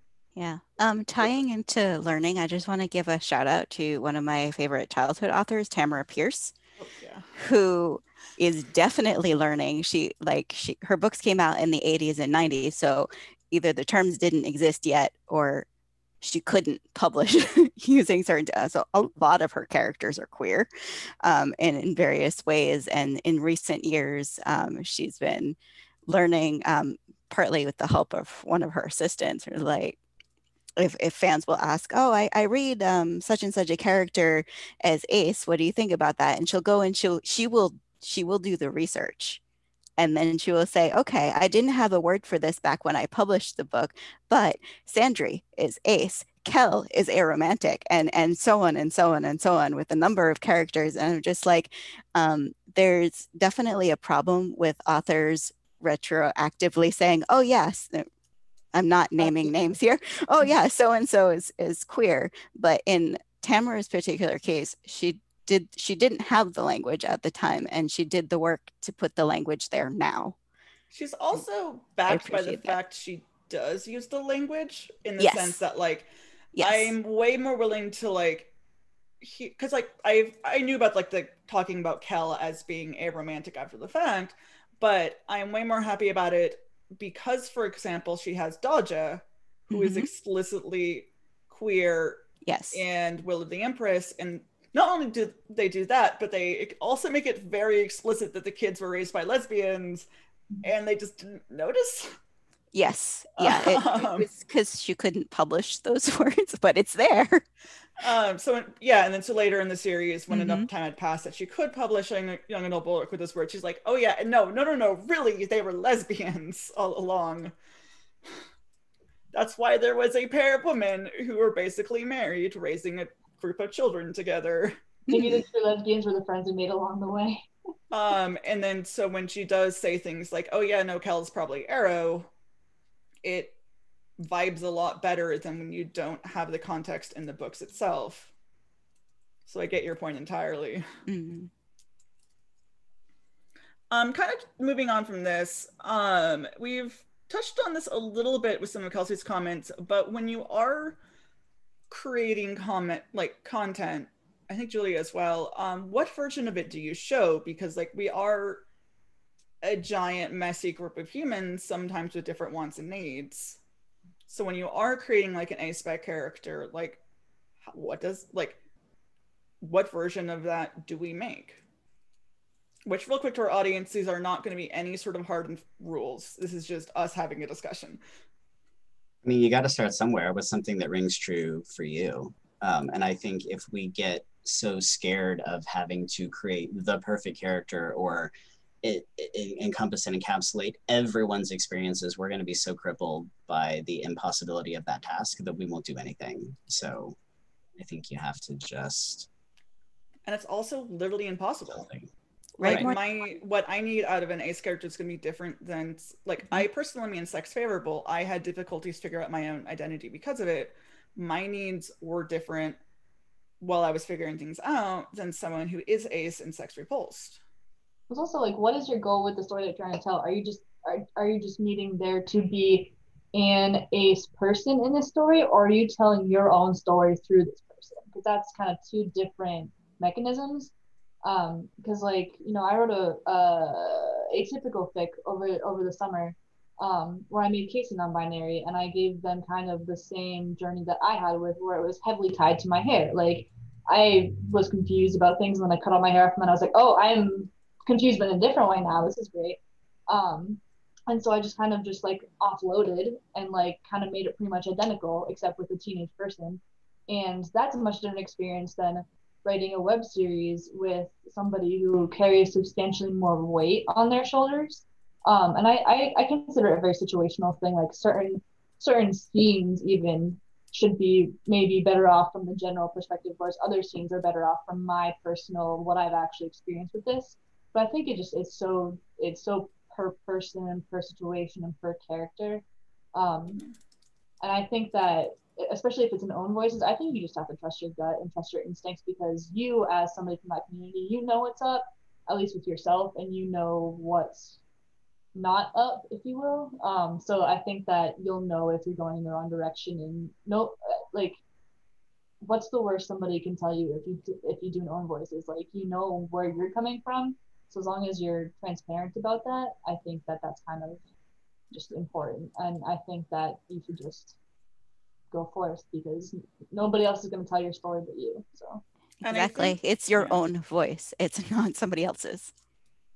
I was say, there's also the kind of the easiest workaround is just have more than one character.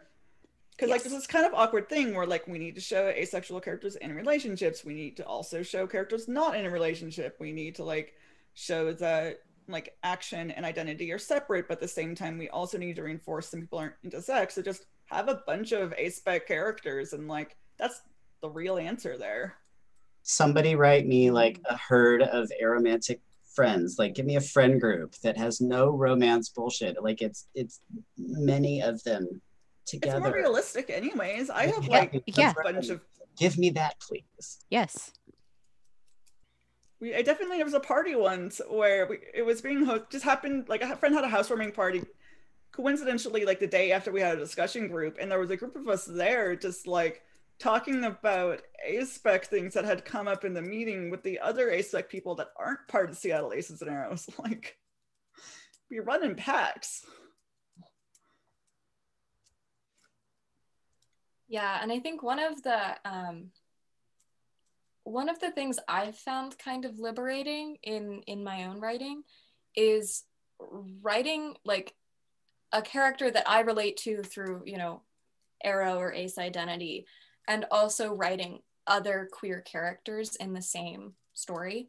And I think that makes it easier for straight people to process, which is, I think, like, just seeing like, oh, this is like a queer story, versus and also I think gives avenues to talk about like all sorts of different types of intimacy.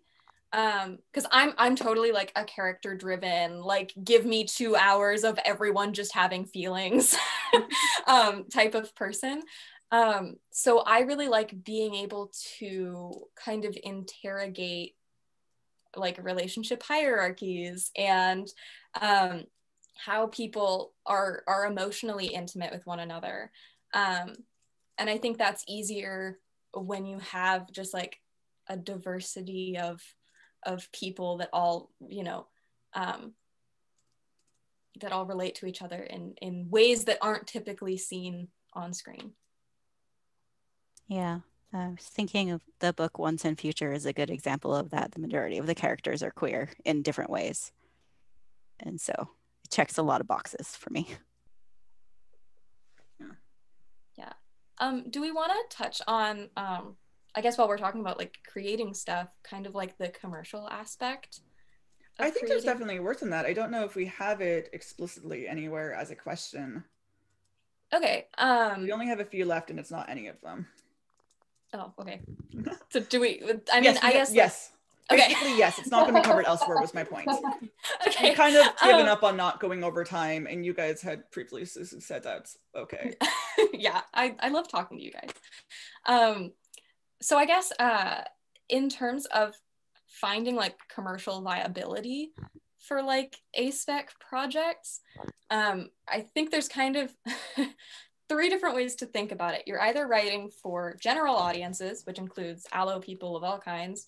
You're writing for queer audiences, which is, A-Spec and allo combined, but probably have some more familiarity with the A-Spec communities.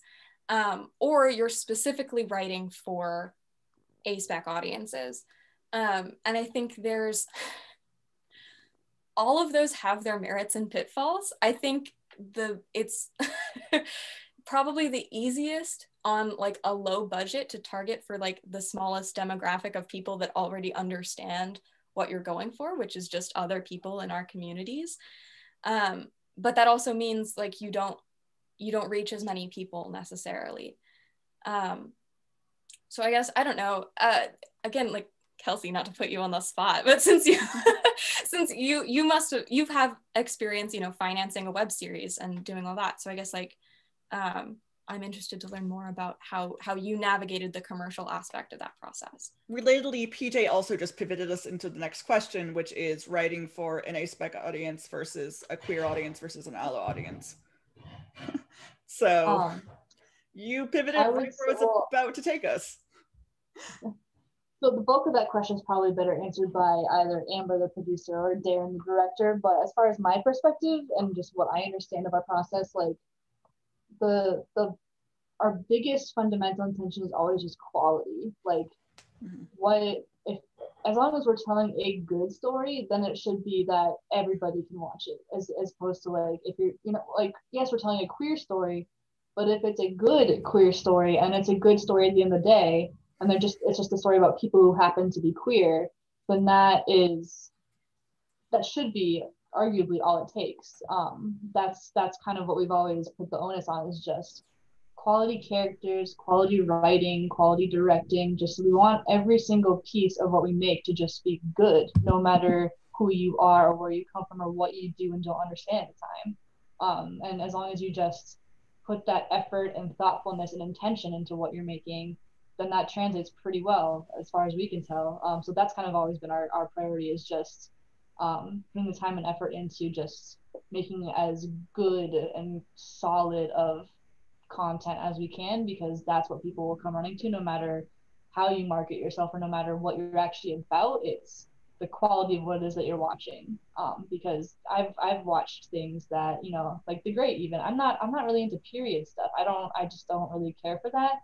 But it was so well written and so funny, so well acted. I'm obsessed with that show, and I've never been obsessed with a period media piece before, and so that's just, I think that's what it all comes down to, is just making the best thing you can make and like, yes, it's queer, and yes, that's very important, but what's important is that you're good, your quality, and you're making the best thing that you can make. Yeah, and then that good story can help normalize for folks who are not Aro or Ace that it, you know, being single is fine, or, you know, whatever other messages are If you in the open up the story. door, you're entertained, you can slip in whatever you want while that door is open, and then they're like, oh, what is this? I can't stop it. Exactly. It is.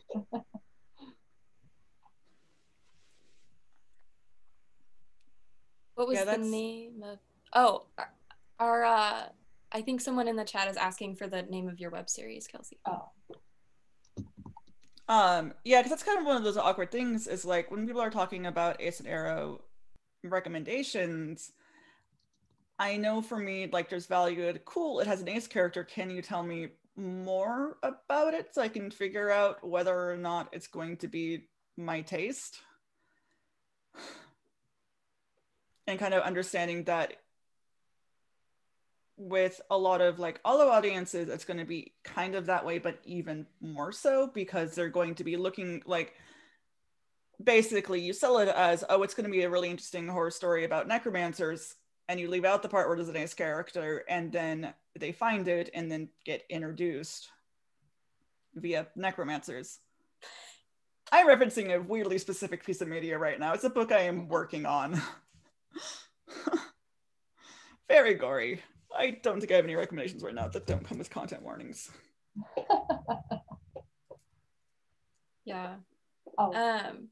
Yeah, I feel like there's so many different ways of going about that. Because yeah, there's the like distract people with something else and be like, oh, also there's representation. But I feel like if you're making a story like that is centrally about like an Ace character, I feel like it's also important to at least be able to pitch that to people in some way that's digestible, which is still really hard right now. Like even just workshopping stories about A-Spec characters with people who are Alo is difficult because they don't quite understand. I have a lovely workshop partner, but there are some things that I can't get his help on because he just doesn't understand what I'm trying to get at. Yeah, and so it's, I don't know. It's tricky. That's what's interesting that you bring that up, is because even with pitching to within our own creative team, like we'll talk for hours on Google Hangouts about just general breaking story stuff. But then this has happened once so far. We had an entire separate conversation meeting thing about asexuality within the show. So like that does get separated out and focused upon immensely for that exact reason, is that it's newer. And just because you're queer doesn't mean you know that specific type of queerness or are familiar with it. Because I'm the only Ace person that I know of that's a part of the show. So like my perspective is the only one of its kind, you know, in the creative process. And so that becomes important for me to explain top to bottom what's going on, where I'm coming from, what my intention is, what this means, what that means, what I want to do.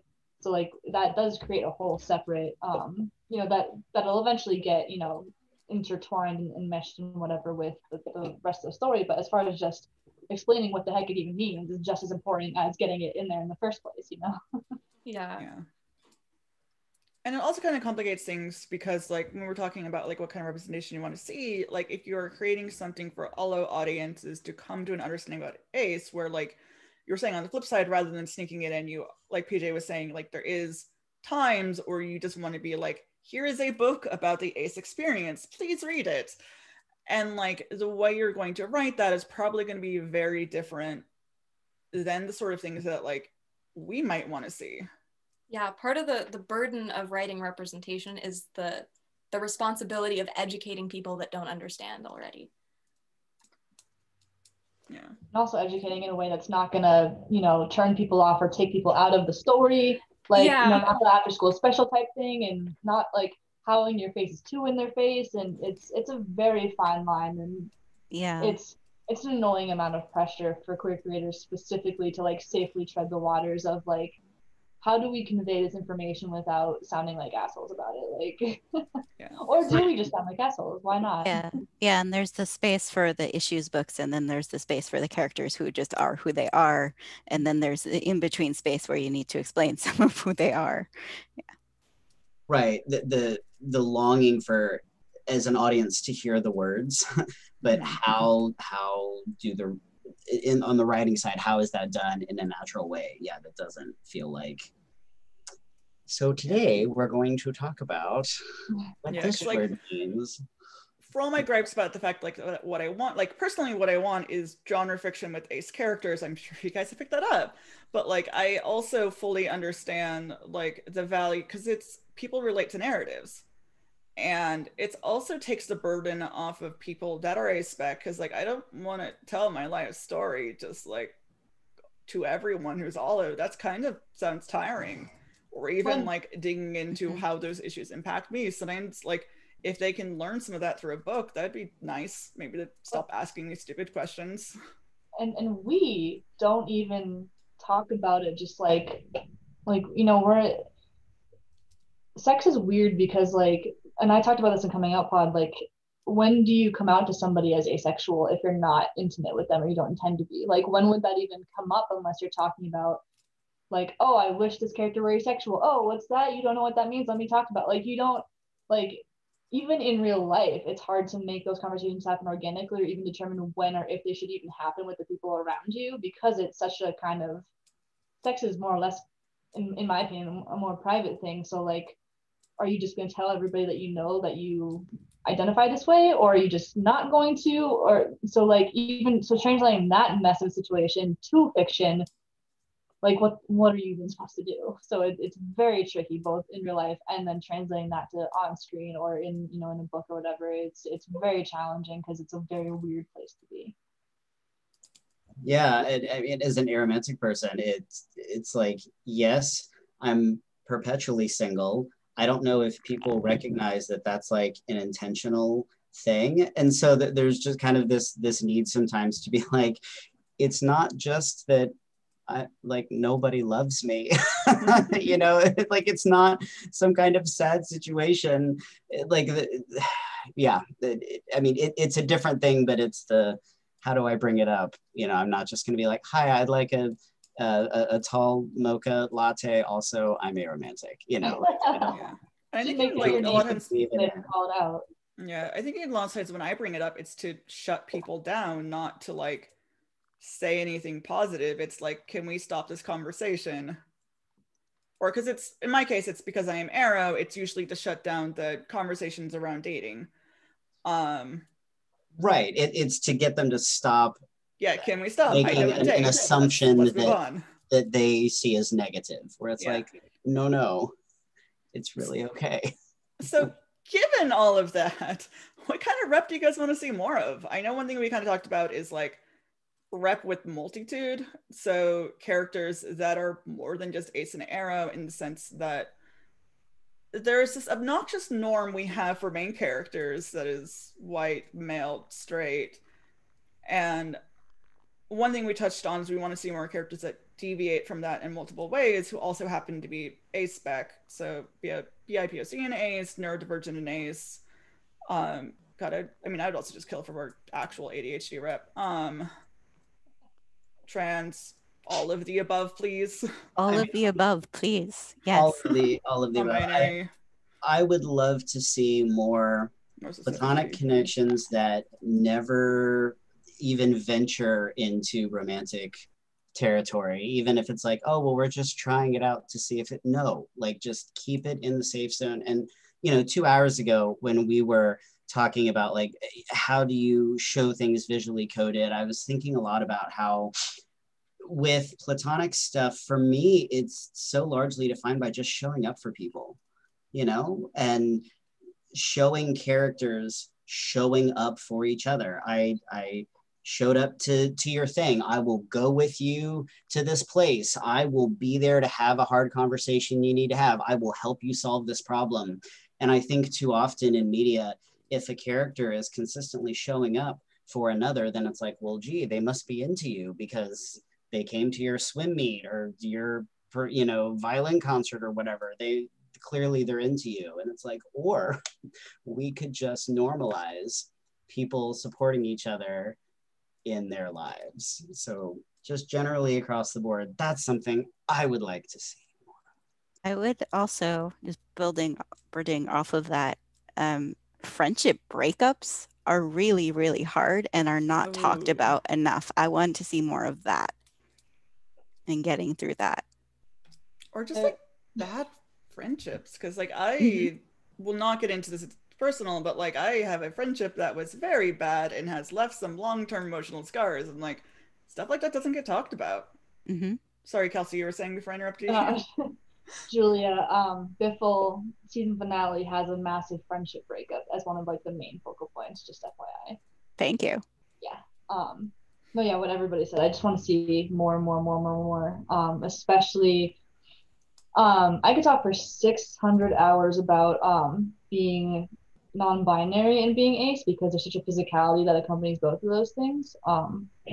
So I want more non-binary ace characters than just the one that I made myself. So that would be cool. I want more platonic intimacy. Give me friends cuddling. Yes.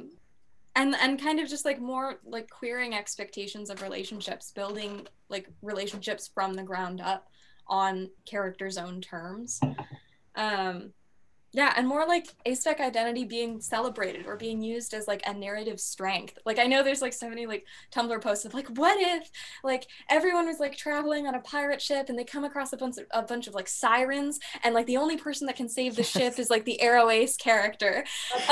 Like what a fantastic idea for a scene. Thank you, Tumblr.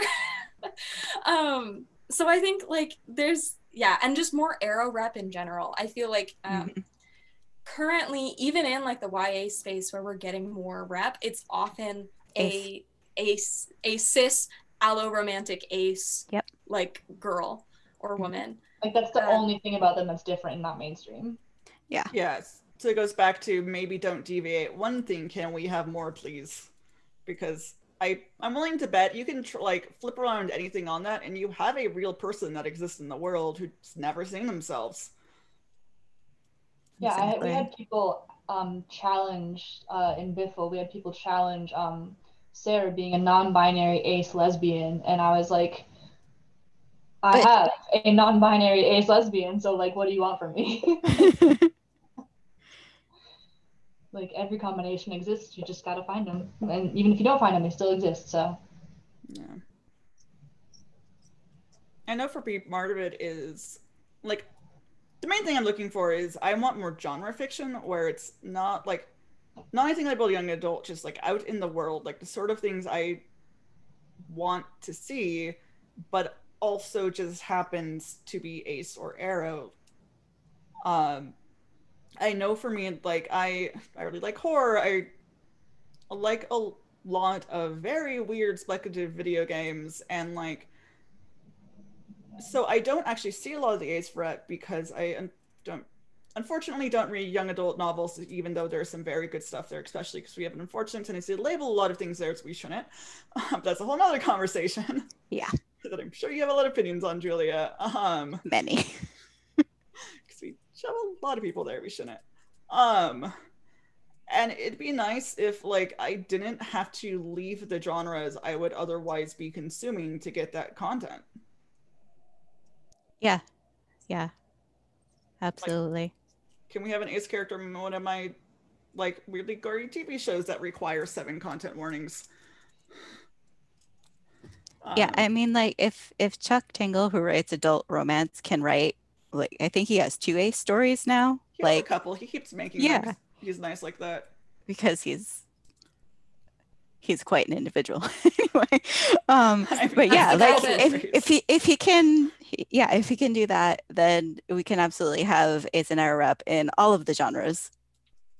Because that's the guy that writes like self-published dinosaur erotica. Yes. Yeah, and also has not pounded by the butt because I'm Ace or whatever it was. And wrote I'm not kidding, an that's amazing amazing Harry Potter parody in response to the whole J.K. Rowling transphobia thing that is actually really good.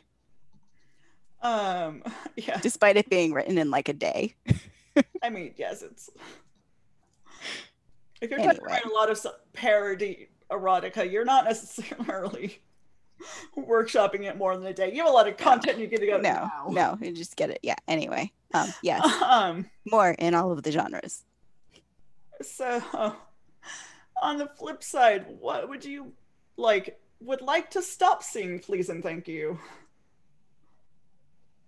Or have we already mostly covered this in the can you not do this negative stereotypes we're perpetuating? I feel like we not only attributing asexuality to white, nerdy, annoying boys. Yes. Or trauma. Yes, yeah, or tying such a close correlation to people who don't want romance with they are evil, they are damaged, they're villains, they're gonna hurt you, emotional coldness. Those two things can go together, but they don't have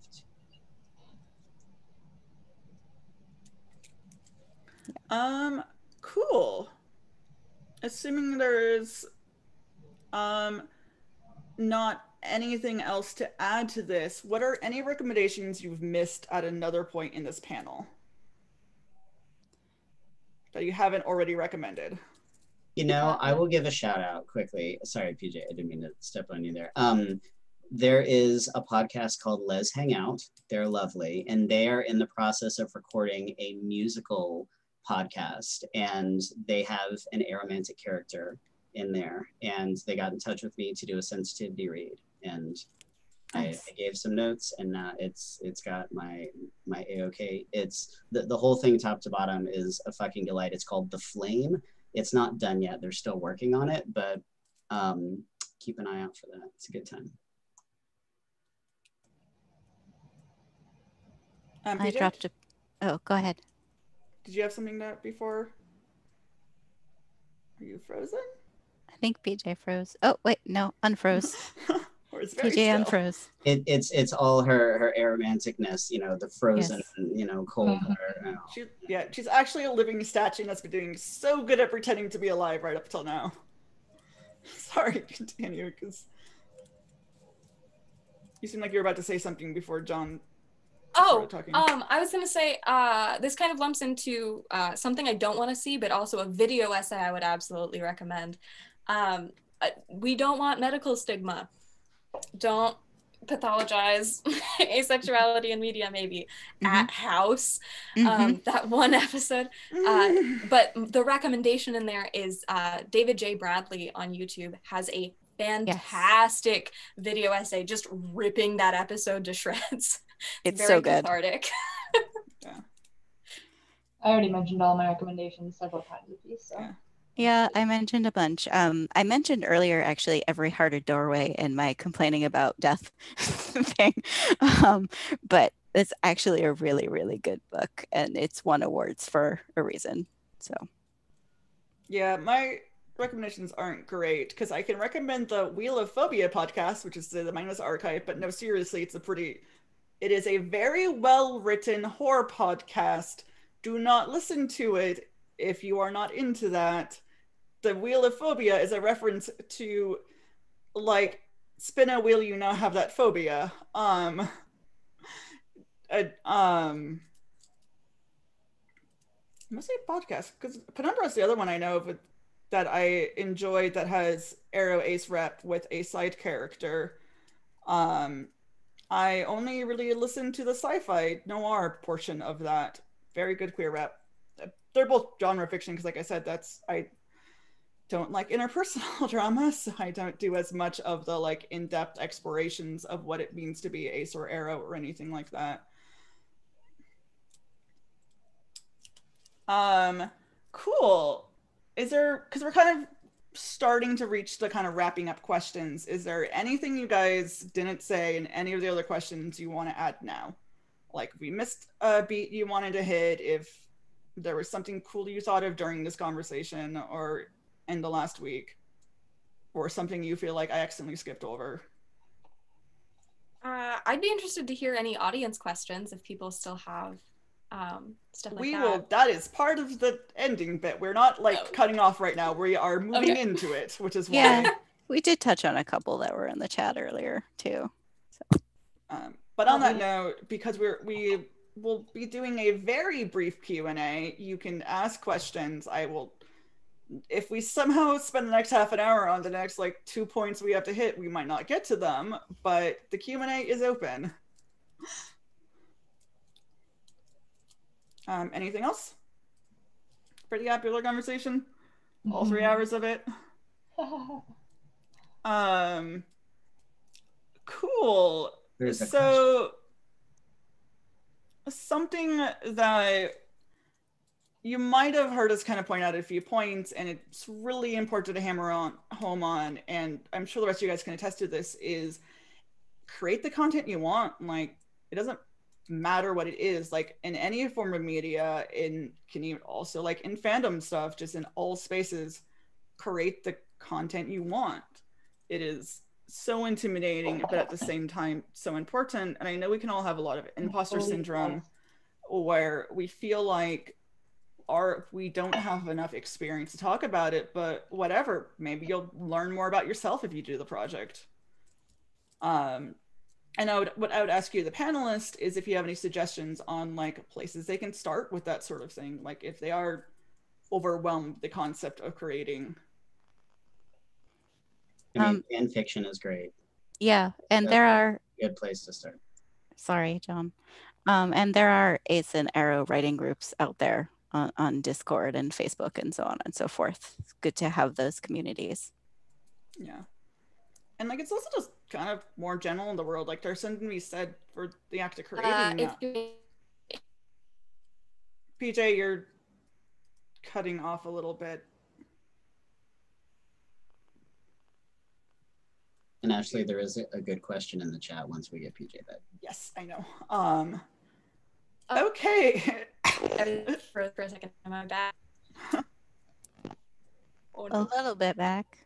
A little back. Okay, I'll take that. There you go. Excellent. My my computer's like, you've been on this call for over 2 hours. You must be kicked off the internet. I think nofilmschool.com if you're interested in filmmaking, but either can't afford film school or that's just a thing you haven't explored yet. It's excellent for basic like filmmaking techniques, so you can just like go out and make your own thing if you want to learn those skills for yourself. I'd also say just networking. Like, I use Twitter and I just look through who other people are following and then follow them and just look for what they do. Like, if they write for Netflix or if they're a script coordinator, I just try to, not that I've like, launched into their DMs to beg them for attention. I just follow them and then I keep talking about what I'm talking about. And if they follow back, then great. And it's just layers upon layers upon layers, and just do that all the time, basically. Yeah, I've built up a good network on Twitter just from conventions and like hearing people speak, or they'll hear me speak and then we follow each other, and that's good. And like, there's value in creating, even if it's only for yourself. Like, I won't get too much on this, but like, I started ADHD medications for the first time like a month ago, and now suddenly have more of an ability with my personal projects, and as a side effect got back into robotics. So even like my weird spider swarm is like making my life a slightly more valuable place. It will stop making my roommate's life slightly less valuable space when I figure out how to get the face recognition to work, but that's for later. Cool. So kind of along the same lines, what are some projects you all are excited about that you're working on right now? Many of you are creative types. Got anything cool going on? It's just going along with writing for yourself. That is mostly what I do. I have nonfiction type things published under my name, but I dabble in YA writing, but I don't have any of that published yet, either because I'm writing for myself or things like 2020 happen and then I just mentally can't. Then there was a coup. So, yeah. Yeah, that was... No, I'm the same way. Like, BIFL started off with me writing for myself back in like 2015 and just spiraled spectacularly from there. So it's writing for yourself isn't nothing. It's very important, very valuable, and you can continue to write it for yourself, or maybe it'll turn into something that's not just for you. And either way, it'll be great, and you'll appreciate it. And that's the least you can do for yourself. Yeah. I've been writing a lot of fic in the last 3 weeks. I've written like 50,000 words or something, and a lot of that is taking a fem/slash ship. I mean, these two girls who are best friends on the show, they're very easily shippable, but reimagining them as one being Aro Ace and one being Aro, and writing them in a queer platonic, you know, relationship going on adventures. And that's been a lot of fun. So just getting to explore the kind of rep that I wish I was seeing on TV, but just making it myself on AO3 because I can do that. You know, it's fine. And I mean, like, you all are watching my Spite project right now. Like, so basically, this, well, you might be watching this on Zoom and later potentially on YouTube. Like, this came out of my frustration with the fact, well, a lot of things. It came out of a lot of things. It's called a Spite project for a reason, but one of them was, like, when you look on YouTube for like Ace 101 stuff, there's a lot of short videos, but there's not a whole lot of like in-depth content that I've seen. And maybe I'm just not looking in the right places, but like that is frustrating, and like the same free resources get thrown around. So despite having no experience, I apparently run webinars now, like you do, in your free time, and volunteer your friends to help you. An excellent use of time.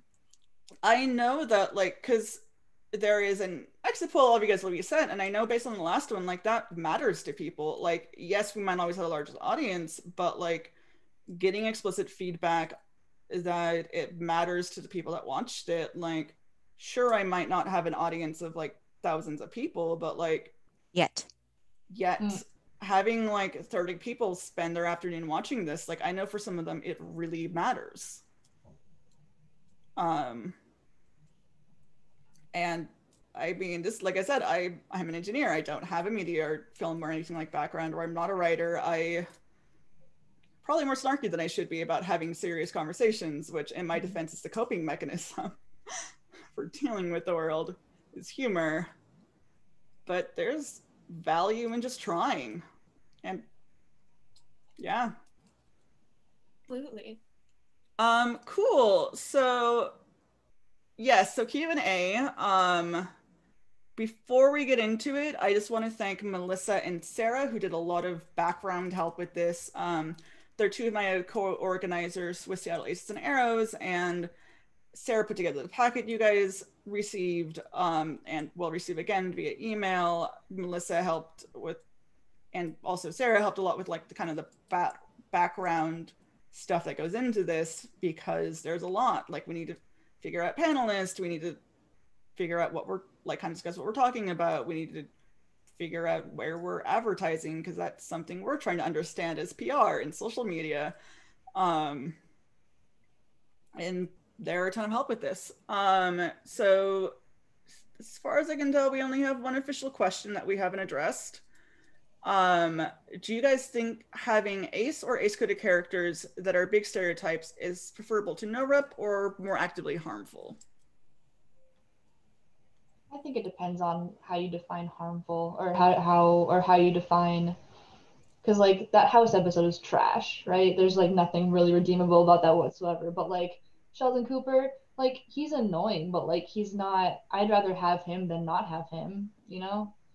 Like, I think that's also a very personal opinion. Like, you can, like, one person might hate, you know, whoever, but somebody else might be like, well, I'm glad that they're there to begin with. So I think it's kind of a more fluid answer that will vary per person. It's on who's receiving it and whatnot. But that's just kind of the way I see it. Is it just depends on who's watching and how much representation you have or have not already seen. And I think also what it leads to. If it's just a one-off thing, we had this one shitty example and then everything that came after that was better, then okay, we can look back at the shitty example, hopefully, and laugh and not repeat those mistakes. But if it sets an example or a precedent and others see it and go, oh, hey, let's do that too, and it leads to a ripple effect of negativity, then yes, it's been much more harmful than good. But I mean, I think generally, just from having had this conversation in like gay spaces, bad rep is usually seen as worse than no rep at all, because it's putting bad ideas into people's heads that were not previously there.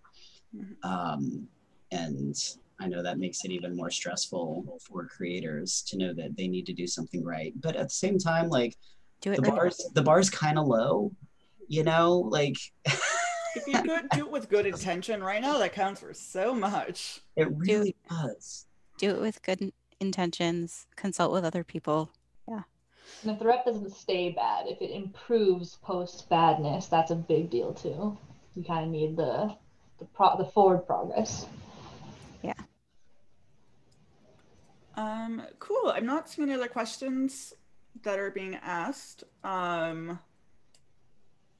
one that was Sarah contacting about us to the panelists who can see the red little one under the Q&A. Yeah. Thank you all for coming. I'm gonna post. Can I? Yes. I didn't get a chance to mention the cool creative thing that's happening with me really soon. Yes. No. Tell it. I worked on the art department for a short that's going to be in Sundance in 2 weeks. Ooh, oh, exciting! Congrats. It's not A-Spec related, but it's really fun. It's called BJ's Mobile Gift Shop, and if you get any day or weekend pass, all of the shorts programs are streamable all festival weekend. So if you're interested in checking something just positive and light and fluffy out in the midst of all the chaos, that's a thing that's happening, and the shock has not faded. Congratulations. Thank you. That sounds so cool. Cool. So I just posted a link to a form if you want to be so kind to fill it out. It's basically kind of a tell us how we're doing type thing. Let us know if you have any suggestions for future panels, what have you. Please fill it out. We appreciate it. Thank you all for coming, and thank you so much for all of you that have just been here for the last 2.5 hours. A time that is slightly unreasonable if you're running a webinar, or sitting through it at the very least. And we appreciate you doing so greatly. There is just so much. Oh yeah, it was all panelists. Yeah. Thank you, whoever it happened. put that out, because I haven't really been typing in the chat because I have too many other things up. Everybody watch BIFL. There you go. Yes, everybody watch BIFL. I'm gonna. Season 1 is on YouTube and Rubber TV. Season 2 is in development. Just the scripts, not everything. Please don't tell me. Thanks so much. So yeah, no, I'm gonna stop recording here real quick because we're just wrapping up.